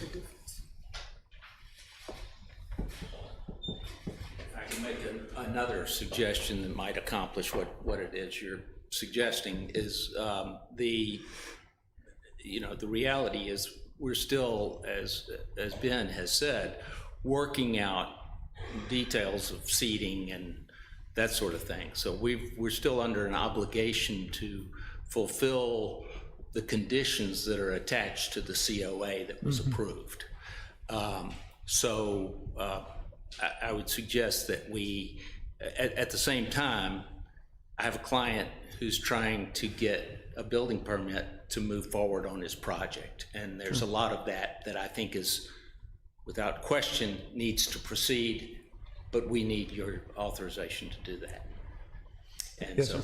so I think the one thing I'll say about Jared, and one of the reasons he's speaking instead of the architect at these things, is that he concedes everything. He's conceded everything anyone has asked him to concede. So he's the most willing client I've found. Yes, sir. Thank you. Let me add this. Listening to the back and forth, I just want to echo what Chairman Rigby said earlier, which is, our job up here, we're doing the best of our ability along with the recommendations of the staff, but our job is to do what JR said. Look at what's required. Are they going by the requirements, yes or no? And then really, for me at least, it's pretty important, is the person willing and able to make concessions to try to fit into, and that's what this guy has displayed so far to me. I hear what you're saying. Also, I'm also aware that my property values are pretty high because we're in a college town, and that's who he's selling to. I don't think we get to ignore that. We're all benefiting from that. And so, yeah, there's a push and pull there, and it's not great location, I agree. But at the same time, we don't have the authority to say, no, you can't do that, we don't like it. And that's kind of what it boils down to, what the complaints that I hear. And so for me, I don't think we need to hold up the project when you have somebody that is making the concessions. We've got step one right here, it says site plans approved with changes to site plan, delegated to planning staff approval. So anything that's outside of scope, planning department gets to fix that. I make the motion we approve subject to these 5 staff conditions, along with the conditions that we had earlier, as long as we've got those laid out. Do we have those, Mr. JR's conditions? Can we have those read off, or? Yes, so related to the language regarding the adequate capture, collection, disposal of all waste, and odors, so that way it doesn't become a nuisance. The permanent boil room to be constructed within 6 months. Yeah, I said 6 months of occupancy. I'm happy to take that one out, and. I agree. Yeah.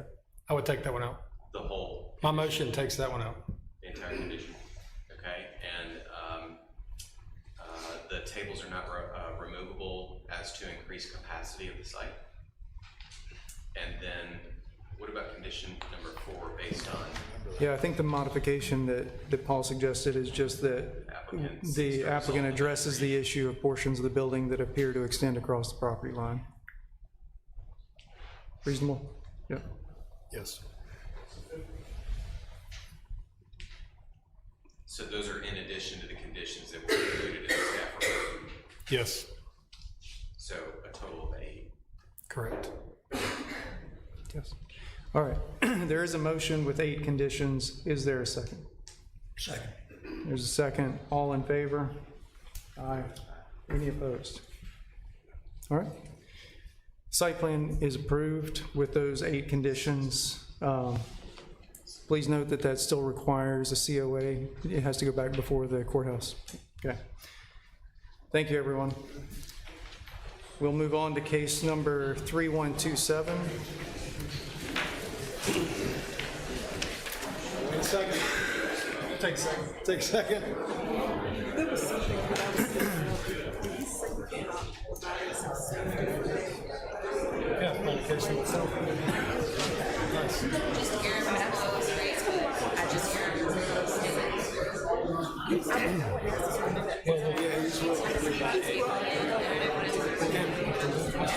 That's one of those things where, you know, to keep kids from spilling out on the street. You know, and I thought about that too, you know, and think about like coming back and Yeah, let's take a 5-minute recess. just they think once it hits a certain time, they're, you know, crosswalks don't matter.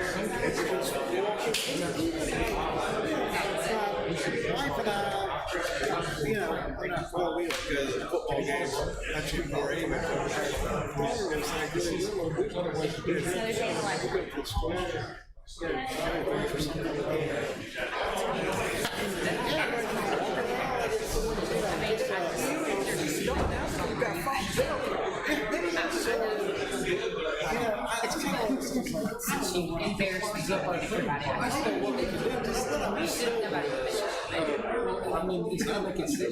when you take out when nobody's driving through here, these are good wide. They're wider than the normal size. The thing is, I kind of thought about this too. We're talking about people spilling. I think it's a good one.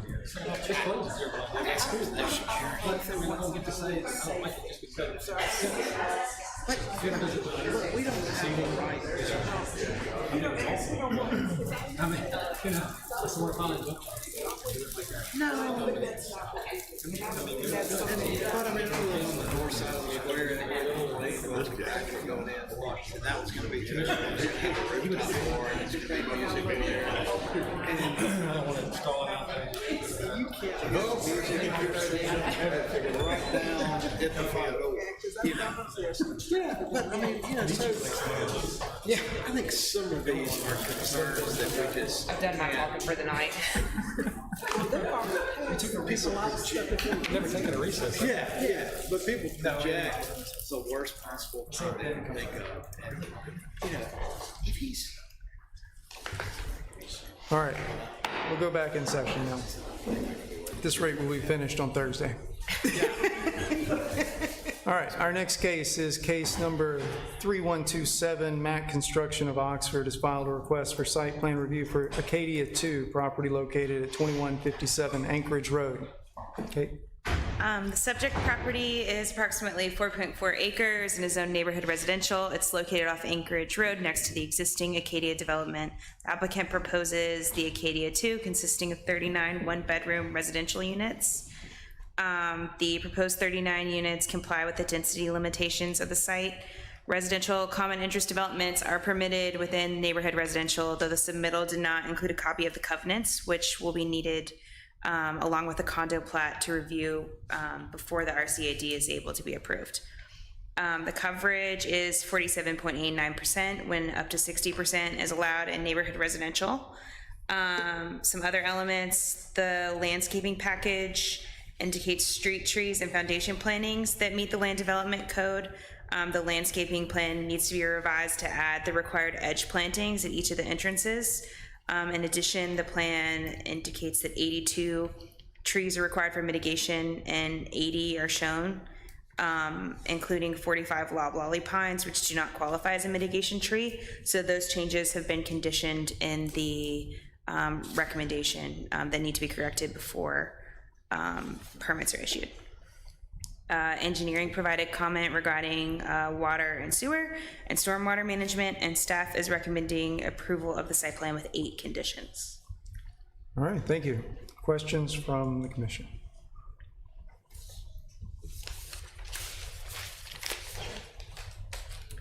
Any questions or comment from the audience? Tale of two cases. Hearing none, is there a motion on case number 3127 for the site plan? I make a motion to approve with the following 8 staff conditions. All right, motion to approve subject to the staff conditions. Is there a second? Second. There's a second. All in favor? Aye. Aye. Any opposed? All right. That takes us to case number 3129. MFM Development has filed requests for 3 parts. First is a special exception provided in section 3.8.3.2.c grocery store square footage. The second is a variance from section 2.6.8 build to line.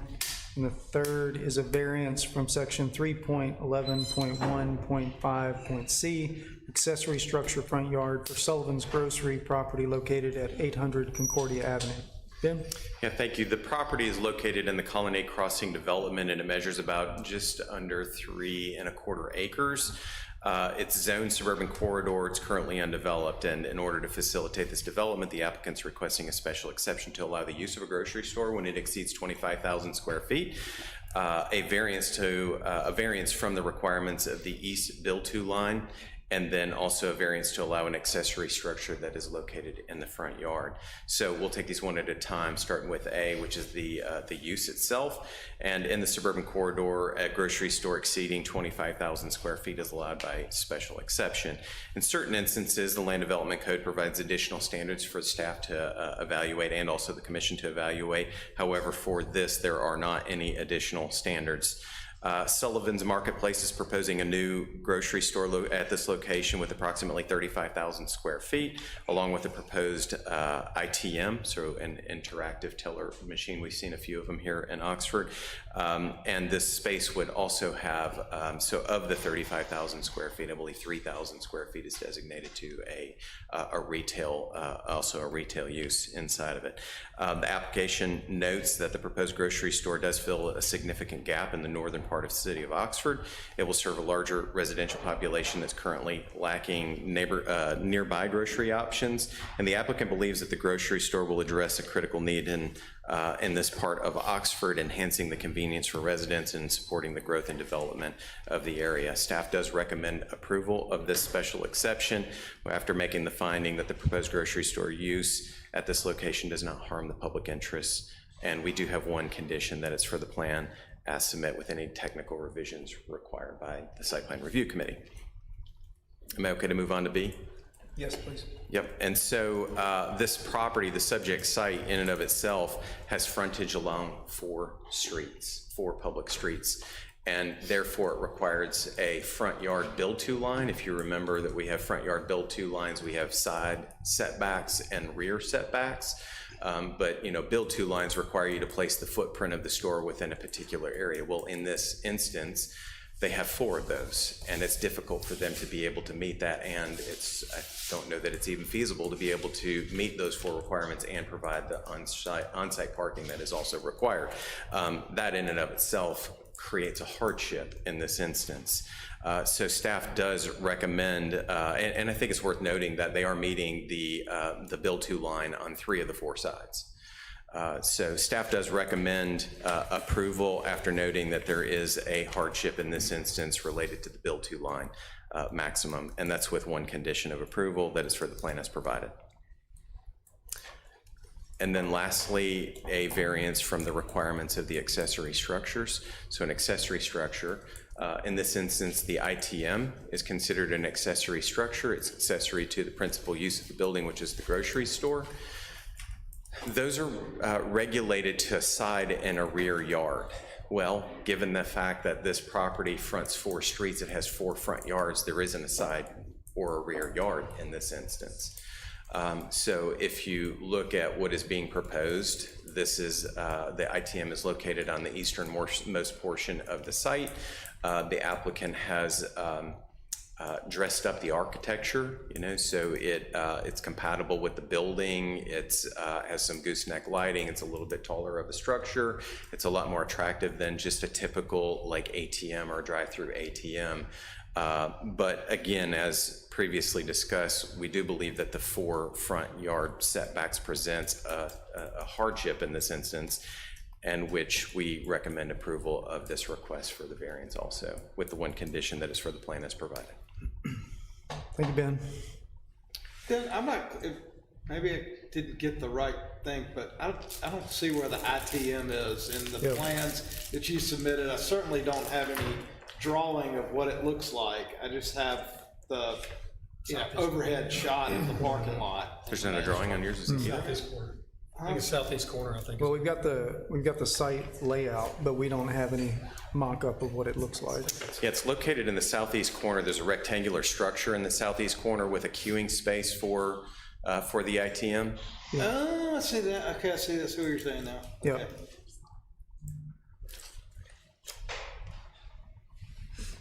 The applicant is present, as is his engineer, if you have any specific questions for them. Thanks, sir. Questions?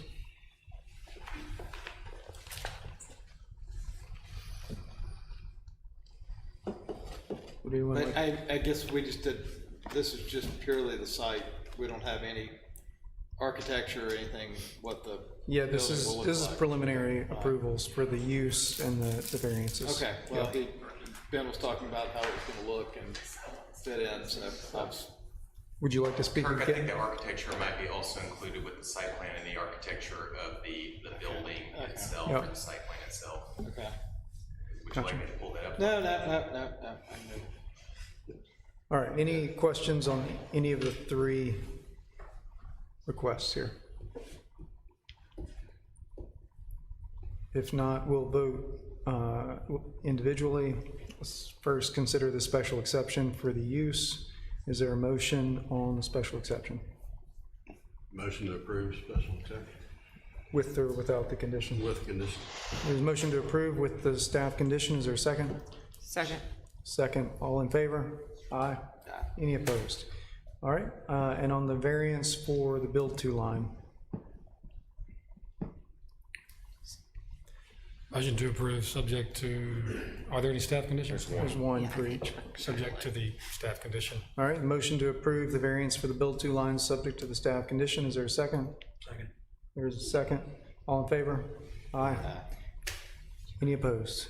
And then on the variance from, for the accessory structure front yard, is there a motion? Motion to approve with staff condition. There's a motion to approve with the staff condition. Is there a second? Second. Second. All in favor? Aye. Any opposed? All right. Quick question, what is Sullivan's Grocery? Is that like a chain or some local person? It's a small chain. Small chain, yeah. Just curious. Ridgeland, I think there's one that come on. 13th. I don't know if that's small or medium. That's all. I Googled. Seem to be regional. It's like 13. All right. I think they just opened their latest location in Gluckstadt. Look, yeah, It looks nice. Awesome. they do a good job. That brings us to case number 3130. MFM Development has filed a request for site plan approval for Sullivan's Grocery. So the same site, the same location, the same 35,000 square feet. The use, it was subject to the special exception, which y'all just approved a moment ago. It is required to provide, the site is required to provide 118 parking spaces. The application complies with that, but providing 137. It meets the lot coverage requirements of 80% lot, or not to exceed 80% lot coverage. The building height is a 1-story building, and it complies with the height, maximum height requirements. The architecture, the proposed materials include a brick veneer. It has fiber cement panels and also siding with fixed shutters, suspended awnings, and glass door fronts on all 4 sides of the building. The sidewalks and connectivity, there is pedestrian connectivity throughout the site. Sidewalks are provided around the entire lot with pedestrian pathways in the center of the parking lot. Rooftop mechanical screening, the proposal does not indicate any rooftop mechanical equipment. However, in the event that it does, a parapet shall be extended to the tallest I mean, as typically is required and is required by our code on all sides. Signage is a separate approval. We have not seen any signage proposed at this time, but we will evaluate that as part of a separate approval process. And engineering did provide comments related to water and sewer and the stormwater management facility. Staff recommends approval of this site plan with the 3 listed conditions in your staff report. Thank you, Ben. Questions on the site plan?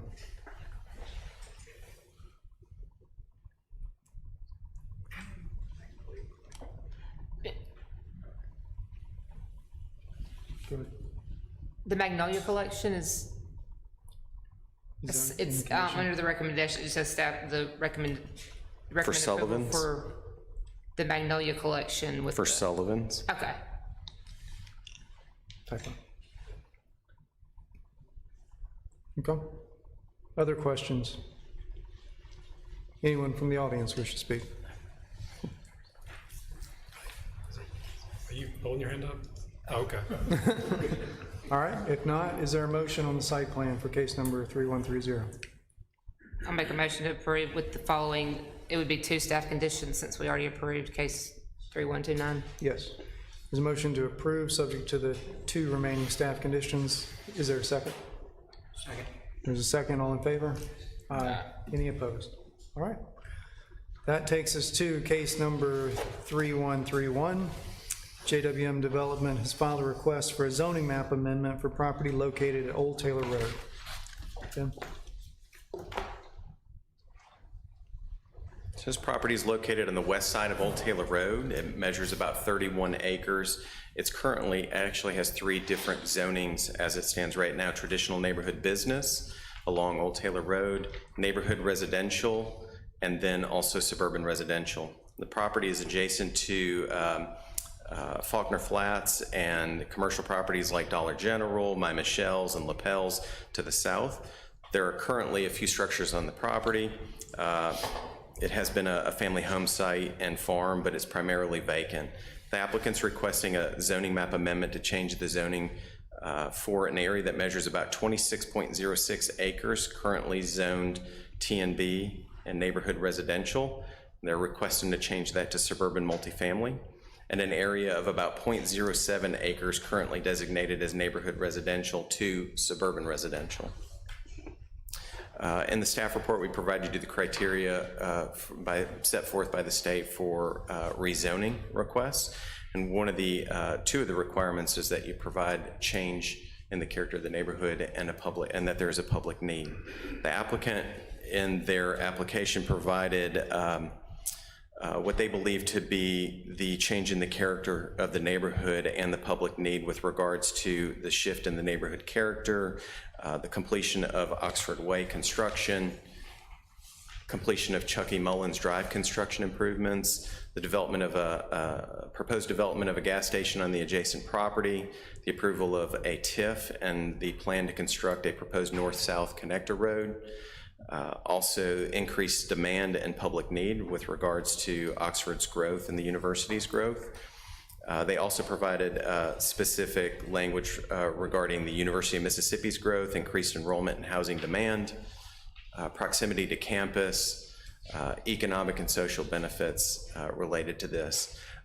We do not believe that this was a mistake. The zoning is what it is. The applicant points out that the applicant points out that there have been changes in the character of the neighborhood, including an annexation, the construction of Oxford Way, Belt Boulevard, Chucky Mullins Drive, a connector road from Old Taylor Road to it's Oxford Way, not necessarily Old Taylor Road, but Oxford Way to Belt Boulevard near the hospital, and the approval of a service station at the adjacent property that requires the installation of several traffic improvements, including a traffic signal. Staff believes that a critical element related to this change in the neighborhood is that the property was approved for a rezoning to allow a traditional neighborhood development prior to the comprehensive rezoning in 2017. And this TND was required by the Land Development Code to provide a mix of uses in a center with with dense housing near that center, with moderate dense housing in the edge of the development. And when evaluating the zoning for this property in 2017, it did seem logical to designate this property with underlying zoning consistent with that development proposal. However, the development did not move forward. The TND actually reverted back to the underlying zoning after it expired as stipulated in the Land Development Code.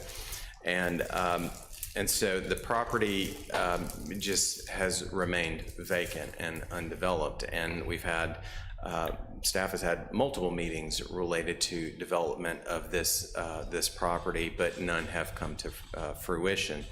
The property is surrounded by multifamily housing in the area, as I mentioned, Faulkner Flats, but it also has near the Mark, the Domain, the Azul, the Archive, and Taylor Bend, all near this site. And as the community has seen over the past few years, there is considerable demand and need for housing in Oxford as the university enrollment has continued to grow considerably since COVID. Multifamily facility at this location is in close proximity to the campus and could provide much needed housing for the Oxford community. Staff believes that there is sufficient evidence of change and need to support the rezoning of this property as requested. The applicant and their engineer are here. Thank you, Ben. And I do want to let the record reflect that we did receive multiple comments from the public. We compiled all of those and included them on the agenda so that way they're available to people and they will be a part of the record. Thank you, sir. Just before you go to clarify, I just want to make sure that I understand with the proposed rezoning, the proposal is to rezone to suburban multifamily in part, but the current zoning allows multifamily, at least in portions. Is that correct? It could, yes, it could. In the TNB district, yes. Okay. So we're mostly talking about configuration and density. Correct. So upper floor residential in the TNB is allowed by right, as is multifamily could be requested. Okay. Ben, I'm ask you these questions. Sorry, but in the changes that are cited, the density of Oxford, the increase in the university, how is that a change unique to the character of this area as opposed to Oxford? Those seems to be changes in Oxford and not changes to this area as I've reviewed the Supreme Court cases. And my fear is, or my concern is this is a request to rezone this to eliminate the requirement for the TNB for the commercial, which we continue to have over and over again, but it's just general changes to our entire city. And as I read the Supreme Court, especially this City of Jackson Board of Supervisors versus Marcus, is it said, you know, the record should at a minimum contain the following: a map showing the circumstances of the area, the changes in the neighborhood, statistics showing a public need, and such further matters of proof so as that a rational informed judgment can be made. And where there is no such information, there is no change nor proof of public need.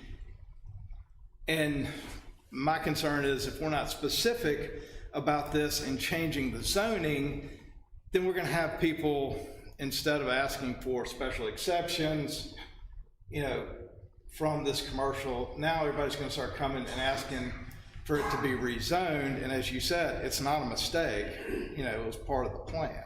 Yeah, I think with respect to mistakes, though, those are typically viewed as like Scribner's error. Yeah. Where, you know, it was intended to be suburban multifamily and TNB was inadvertently labeled there. I think that's generally how that's been evaluated. Paul can correct me if I'm wrong in that instance. But as for the merits of the change in the character of the neighborhood, I think that's an appropriate question for the applicant to respond to. So I'm going to turn it over to John Mr. Granberry. Yes, good evening, Planning Commission. John Granberry for the record, Granberry and Associates. In regards to a map that designates I put together a map. I saw that. Yeah, so I think the question is, it sounds like an interpretation of maybe neighborhood or community. And I think that the map identifies, what in my mind was changes in a localized area, related to this development and this development's location. The annexation in and of itself, although it was not on this property was always within the city limits, was right across the old railroad tracks, the trail. It annexed all of the university, all of that area that has all the trails.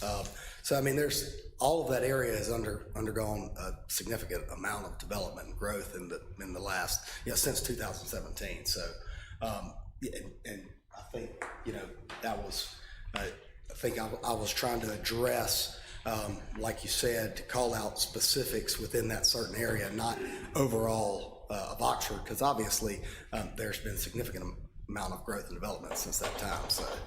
So I didn't fully understand how the fact that there's a gas station, how that it changes the neighborhood, where there was no development there. Well, there was no development there before. It was raw property.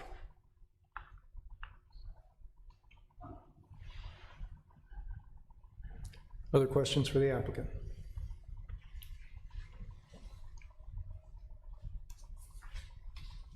All right. Is there anyone from the audience that would like to speak? Yes, ma'am.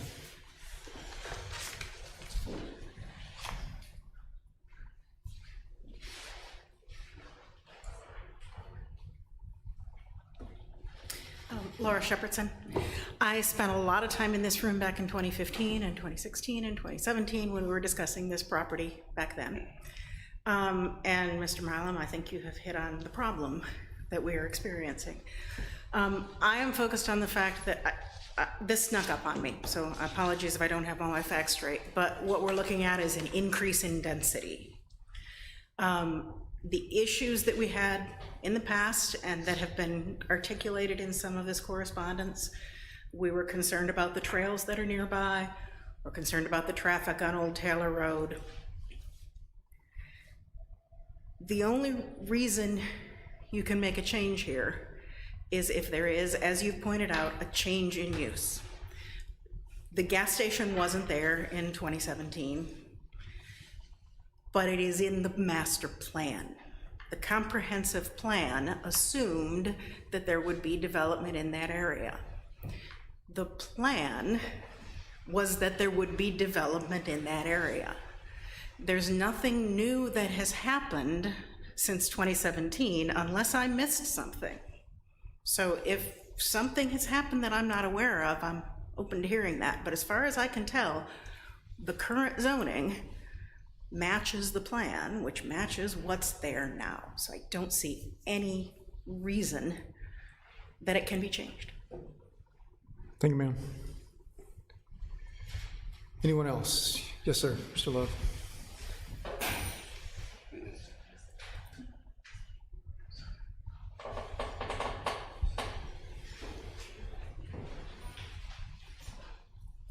Thank you. My name's Greg Love, and I want to point out that the staff describes that the planning maps are to be, according to the court case, well-planned and designed to be permanent. And as Laura Shepherd was saying, everything has been developed according to the plan. So unlike in other cases where the board might change zoning and then other applicants want it, this will open that up for every other developer in that area to say, it's now changed away from the original planning document, which is only 7 years old in a 20-year-old plan. So we're only a third of the way through it. So there's no actual change to the neighborhood. None of the adjoining properties have changed whatsoever. So they were like defining the neighborhood pretty broadly there.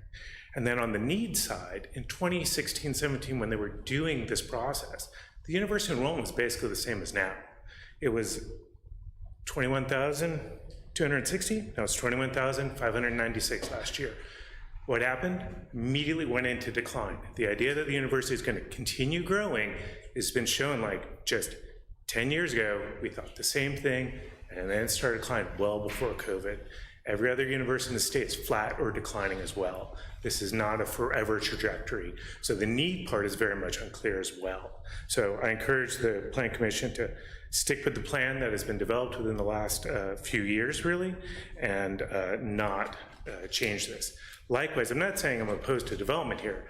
I talked to Ben about the previous proposal, had much less density around the outer edges, focused it on the center.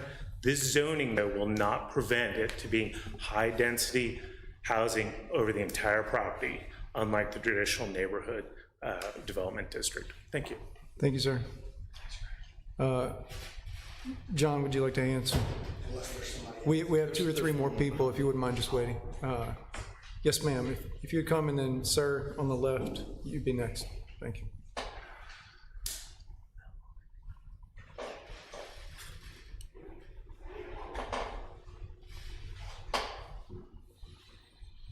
First of all, I have a very hard time hearing you. You all seem to be whispering to each other in the back of the room, or even where I sit. For us people who are hard of hearing, it's very difficult, so I wish you would turn your mics up. I'm sorry about that. Ma'am, would you please state your name for the record? I'm Dr. Mary Caha. Thank you. I agree with the 2017 plan. We should keep it. And I'm concerned about the Tree City, that maybe you all are ready to take down your symbol up there, because we're just losing trees like mad.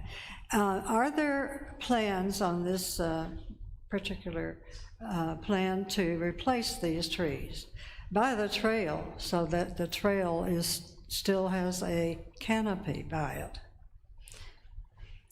Yes, ma'am. So there's a buffer required along the trail.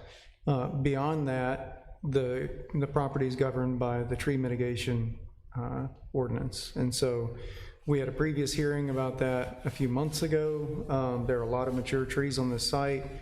The short version is that it's really the developer's decision whether they cut those trees or not, but they do have to pay into the tree escrow account if they cut the mature trees. Or plant on site.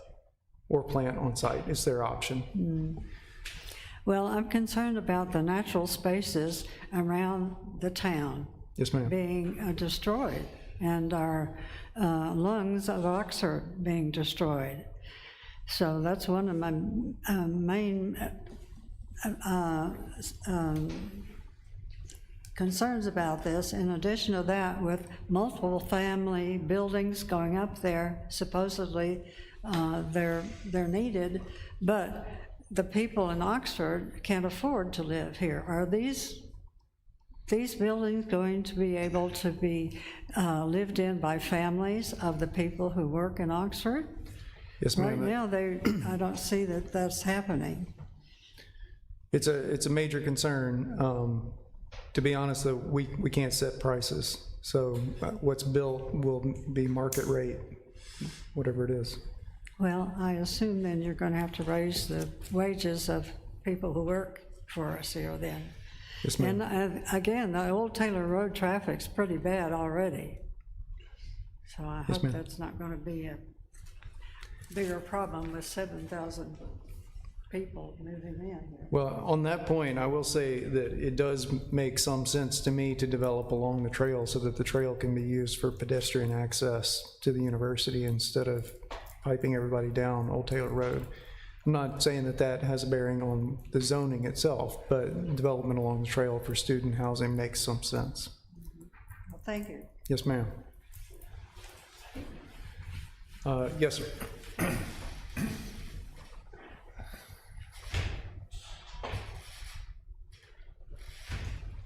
Good evening. My name's Heron Rowland, and I live down Old Taylor Road. I have since 1994 when my wife and I moved back to Oxford. I'm going to start with a couple of things. They mentioned that Chucky Mullins is completed. Who's driven down it and calls that a completed road? There's no light signal. Chucky Mullins was cut through when the roundabouts were built and the bridge was extended over Highway 6. It was a temporary road which has now become permanent. It cannot handle that much more traffic that is currently, he really can't handle what is there now without a light. Secondly, it's zoned, if I understand it right, and I'm not a developer, but it's zoned for 6 dwellings per acre. This proposal will allow it to go to suburban multifamily, which is 52 beds per acre. And you can talk, I mean, people are not gonna just walk to campus from there up that road. Everybody brings a car. So there's no infrastructure in place now to handle that on the road, nor are there any plans that I'm aware of to update what's gonna be done in that area to accommodate that much more growth. So I know there's some other areas coming down the road where that property on Old Taylor Road frontage connects with Lamar. It's all contiguous property, but that will connect on both ends, and it will not be just one ingress and egress on Old Taylor Road. So I encourage you to just maintain the zoning as it is now. Thank you, sir. Anyone else that would like to speak? All right, commissioners, any further questions? Oh, sorry. Yes, sir. Sorry.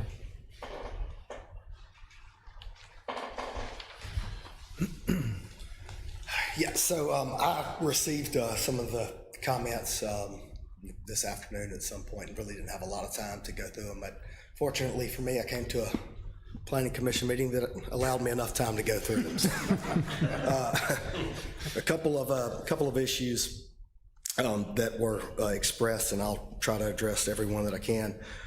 First of all, as you all know, the principles that are outlined in the Vision 2037 plan, the comprehensive plan of the city, it's what has originally driven the zoning and the way the zoning was outlined and the development of the city thus far. In sticking to that, I have to read my notes here. The argument that the zoning map established in 2017 should be assumed correct to remain unchanged is counter to those principles that are outlined in the Vision 2037 plan. The comprehensive plan explicitly acknowledges the importance of flexibility in response to changing conditions. As you know, Oxford's experiencing rapid growth and development. Since that time, the plan clearly states that planning should reflect evolving community needs and not be static. Therefore, the fact that the zoning map was created in 2017 does not mean that changes or updates cannot be considered today, especially in light of the new circumstances. And touching on the fact that, you know, we talk about infrastructure and growth and changes, and when I outline in the map the different areas that have been developed, they're not just solely developed or zoning changes, they're also new roads and new infrastructure improvements. So those are some of the maps, the map call outs. So in addressing the enrollment concern, and you know, I believe it said that it had decreased maybe since 2017 or something, but future declines of additional multifamily housing still is necessary. It's not unnecessary just because there is a potential for there to be future declines in enrollment. The Vision 2037 plan calls for planning decisions to be based on long-term trends, not short-term fluctuations. Even if the university enrollment stabilizes or fluctuates slightly, the need for diverse and affordable housing options for student, faculty, and staff remains crucial. And with that, as you all know, we grew last year. 2023 was the highest enrollment for freshmen we've ever had. It grew 7.7% in 2023. There's no reason to expect this to decrease immediately or at all. It's right now. I plotted it out today briefly and didn't have time to bring you all the actual graph, but it does dip down, but now it's at its highest peak ever and it's on an uptrend. So trying to keep that in mind, planning for the future. As far as transit-oriented development, the Vision 2037 plan and JR, you touched on this, but encourages transit-oriented development as a means of promoting sustainable, accessible, and pedestrian-friendly communities. The proximity of that development to the trail, it's ideal for students to bike and to walk to class. And to say that students won't do that, I biked and walked to class, not only because I wrecked many vehicles and my parents wouldn't buy me another one, but I biked and walked to class for 3 years when I was in college. So a lot of people do that if they're in that proximity. So anyway, that is something we know and we were looking at.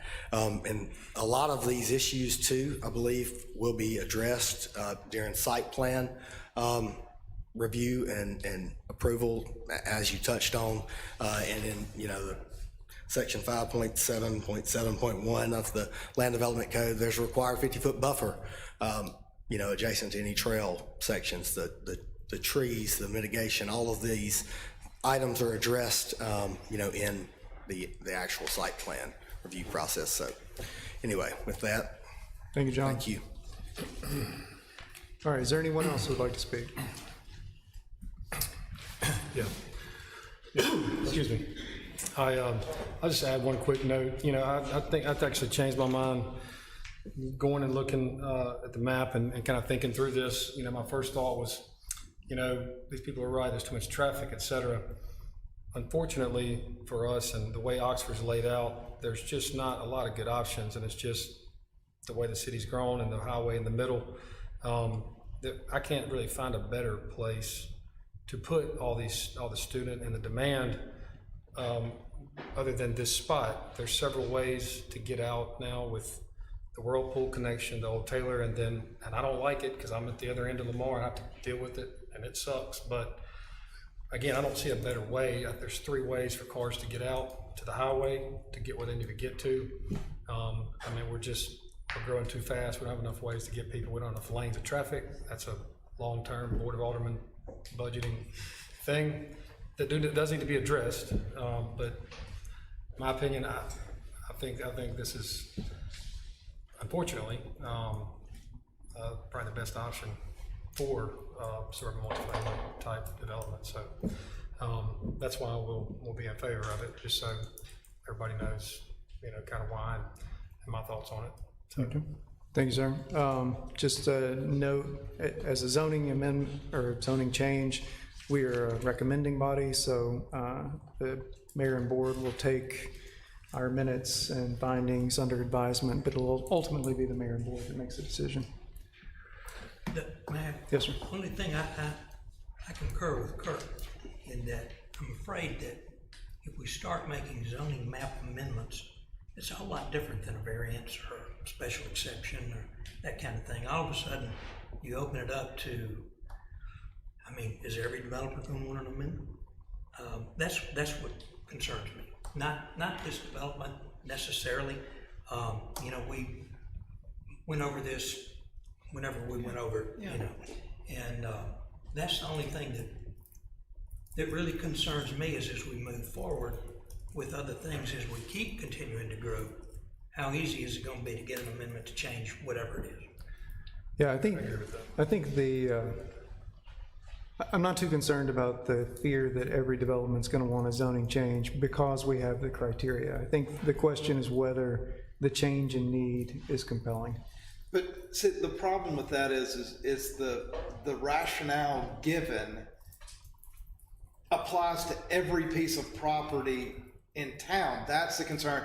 I don't have a problem with JW building something, but the rationale that the city's growing and that we have, potentially a larger student population applies to everybody. And so then somebody comes up next and says, well, I would like a zoning, I would like the zoning change because I don't want to build any commercial because I can't sell it. And then when we don't do that, we've just made an arbitrary and capricious decision, potentially arbitrary and capricious decision, because we've denied the next person, but we've approved this one based on a basis that applies to the entire town, not the specific area. That's my concern, for this, so, anyway. Other comments? Yes, ma'am. Please come forward.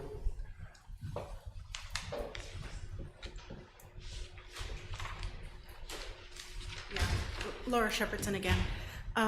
If you look at Vision 2037, are there places which are zoned for housing which there is not existing housing in? I'm pretty sure the answer is going to be yes. Yes. So we need more housing, okay? We got lots of spaces where you can put new housing. The question is, was there a mistake in zoning for this land? And there was not. Has the use of this area changed so that this is justified with a public need? Thank you, ma'am. Final comments or questions? Yes, sir. Please come forward. J.W. McCurdy, I'm the developer. So I'm gonna step all the way back to Miss Judy Daniels, right? And she told me when she first got here and we were talking about zoning and all, and she said the number one key to, in her mind or her education or career, was a new road. She said if they bring a new road through a neighborhood, that's a change in the character of the neighborhood, number one way. She said next way would be changing the flow of traffic. So I think that everybody that has spoken tonight has agreed that they have put new roads in the area and they have changed the flow of traffic in the area. In the close proximity, which you would consider a neighborhood, right? I mean, all the people that were here about the case earlier, they don't necessarily all live in Briarwood, so to say, but they all live in the general area of this neighborhood and this property. The gas station that's been approved is one of the contingencies is putting the red light in at that intersection. I also think, and I understand that the Old Taylor Road traffic is horrible. Bart's been complaining about that since he's been the head engineer here, because he comes down Old Taylor Road every day. But that would all be covered in a site plan approval. Like if they were to build a multifamily complex on this property, then they would, that would signal, or that would, by the city's rules, would make you have to have a traffic study. And then the traffic study would then tell them what they had to do to be able to put that whatever number of bedrooms that they want to put in there. If you also notice that we left and actually added to the suburban residential area to create a buffer to all those people that live on Landis Road and the property north of Landis Drive there. I think we scratched our heads and covered this all pretty good. And the one road that's not even built yet that Ben referenced is that Calicut's working on building with the city right now, is running from the roundabout at Oxford Way to the hospital. So now you have 4 different ways. Joseph has said 3, but that when Andy builds that road, which it appears that he's moving forward with, that'll be 4 different ways to alleviate the pressure off of Old Taylor Road. Yeah, didn't you tell me the last time we brought that up, that was on the drawing board, but you were not aware of anything moving forward on that? No, I think there's ongoing conversations that are being had about that. I think there's a TIF plan that's already in place. I think there's discussions as to the specific location of where it connects to. Does it connect to Belk? Does it connect to Old Taylor Road? I think Andy Calicut mentioned that in the meeting, that it was a 50-foot wide easement that was provided by the hospital, but given the topography, it required some grading outside of that easement, and so it's created some complexities there as part of the discussions. But I know that he and other members of the city and the hospital have been having ongoing conversations about that. So I think it's our hope that a road will be built, very soon. I don't know, John, if there's anything to add. You said it. And then also, as far as the change in need, I've lived here since I was 3 years old, and I don't know of any time until in the recent past months that the university's ever put out a RFP to try to rent privately owned bedrooms in the community. So I would, regardless of what the enrollment numbers say, I would say that we have a large amount of people that are supposed to be, and I guess the university policy is freshman class, they're supposed to be on campus, and the university just can't house them. And they're, you know, they got their bids for their new dorm that they tore down the old one, and they're $60 or $80 million over budget or something like, I don't know. But if the university's trying to rent bedrooms at market rate, then all those bedrooms are now taken, and the university's writing the check for them, so where are all those people supposed to go? This is kind of the necessary evil of all of us living. We all love Oxford. We all want to live here forever, and we all love the benefits of living in a college town, but we have to take care of the college kids or they're going to go somewhere else. All right. I think we've covered all the ground unless there's any new comments or questions. All right. Is there a motion on case number 3131 for the zoning map amendment?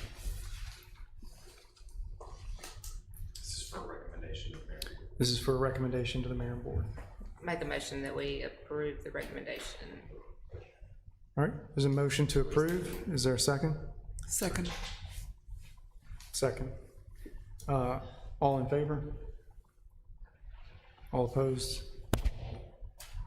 Did you get the vote?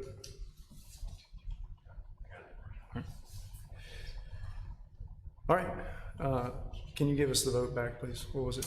Yes, so I have 3 in favor of the motion, 4 against the motion. Okay, so it'll go to the mayor and board as a recommended denial. Right.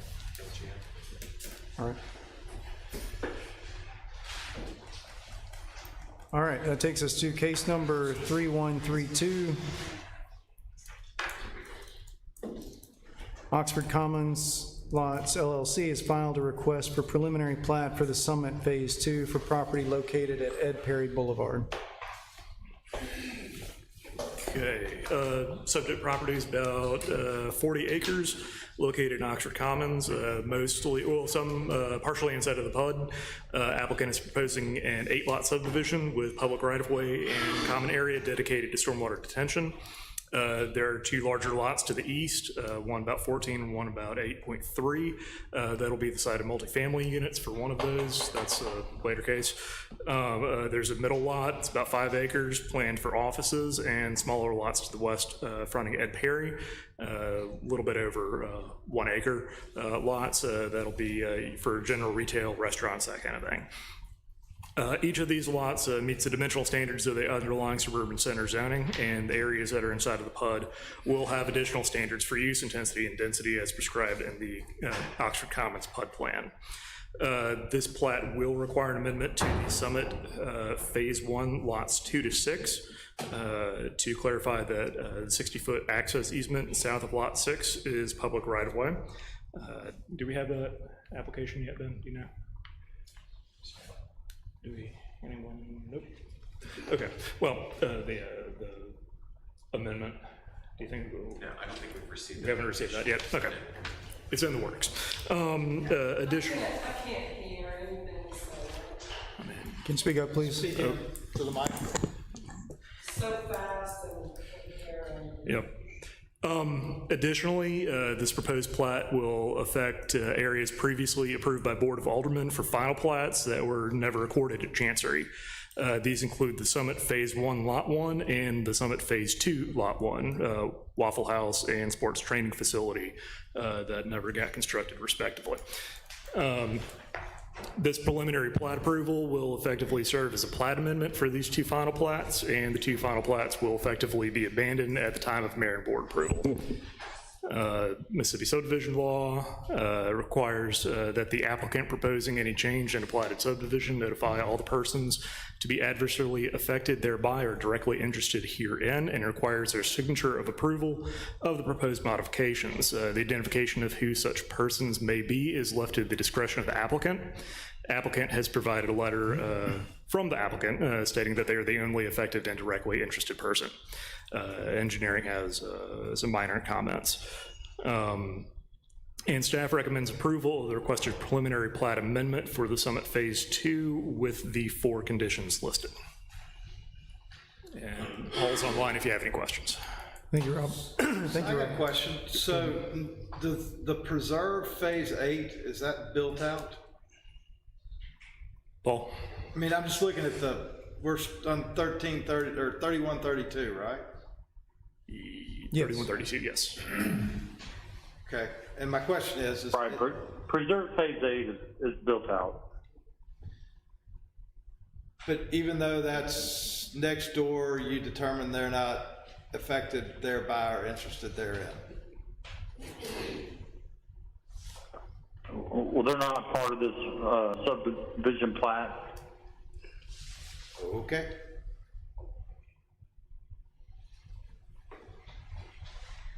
Okay, other questions?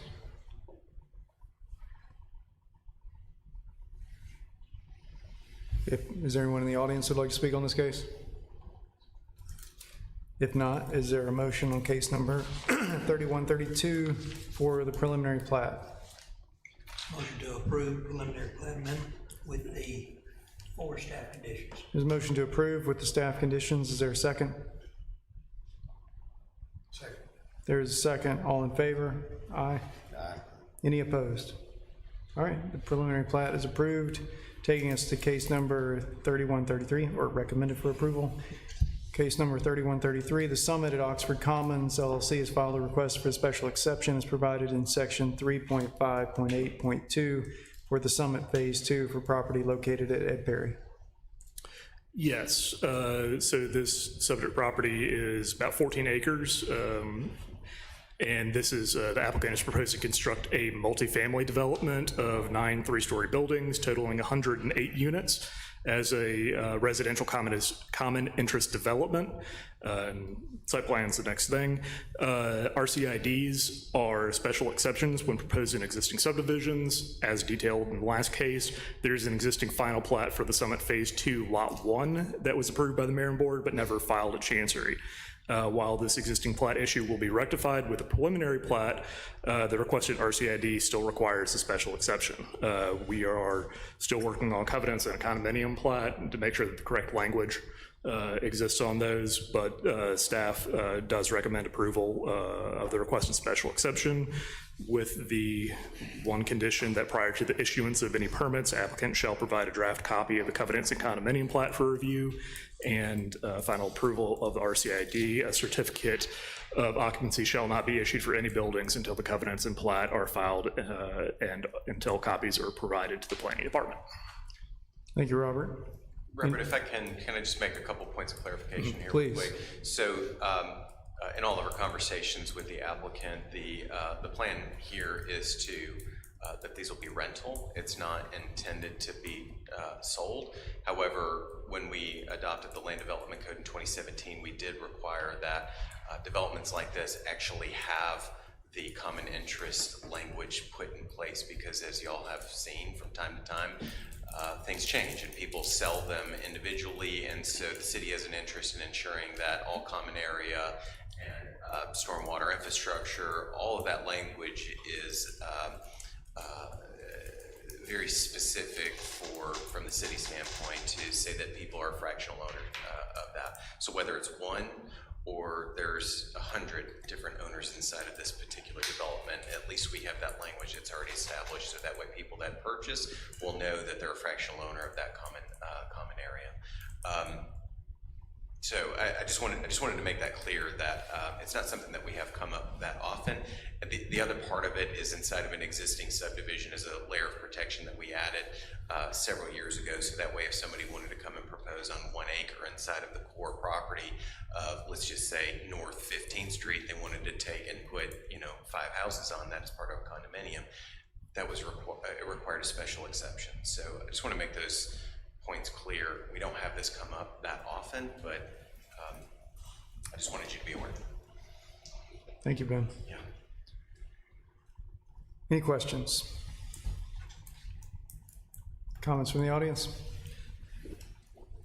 If not, is there a motion on the special exception for the CID? Make a motion to approve the special exception with the one staff condition. Motion to approve with the staff condition. Is there a second? Second. Second. All in favor? Aye. Aye. Any opposed? All right, that brings us to our final case, case number 3134. The Summit has filed a request for site plan approval for the Summit Phase 2. Yes. So in that same property that we're talking about 14 acres, again, this is proposing to construct a multifamily development of 9 three-story buildings totaling 108 units. The applicant was approved for a special exception for the use of ground floor residential in Suburban Center in July of this year. The 108 units will be a combination of 84 three-bedroom units and 24 four-bedroom units. The four-bedroom units will make up fewer than 25% of total units, so they don't need a special exception. Parking is calculated at 2 spaces per unit for the 3 bedrooms and 1 space per bedroom for the 4-bedroom units, plus 1 space for each unit, both 3 bedrooms and 4 bedrooms for guest spaces. A minimum of 372 spaces are required and up to 465 are allowed, and the applicant is proposing 400 spaces. They are under the 80% allowed coverage for Suburban Center, and the 33 4-inch height is under the maximum height allowed in this district. For landscaping, the applicant has provided a landscape package that indicates street trees, foundation plantings, parking lot trees, and required screenings that all complied with the LDC requirements.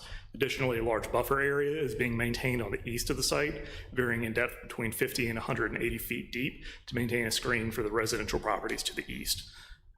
For tree mitigation, this property does fall in the 2016 approved tree mitigation variance, allowing a set aside of 14% of the total land area and a permanent easement in lieu of tree mitigation as areas of the development are platted or site plans are approved. And we don't have the easements yet, so that's a condition of approval for the site plan and the subdivision plat, I believe, and the developer is aware of the requirement. For architecture and building materials, it's going to be very similar to the Pearl. The buildings will be constructed with a mix of brick, fiber cement siding, and board and batten. Front and rear elevations will consist of walkout balconies, while side elevations will have some windows. And engineering does have some comments regarding access, water and sewer, and stormwater management. Staff recommends approval. The requested site plan for the Summit Phase 2 with the 7 conditions that are listed in your report. Thank you, Robert. Questions on the site plan? Was there any consideration given to the traffic on that small? Yes, ma'am. Could you come forward and state your name?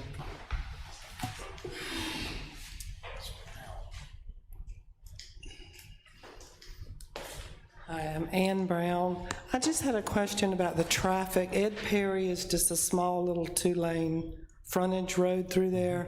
I was wondering if that had been addressed about that amount of units being put in there, how that would affect Sisk and the roundabouts and everything through there.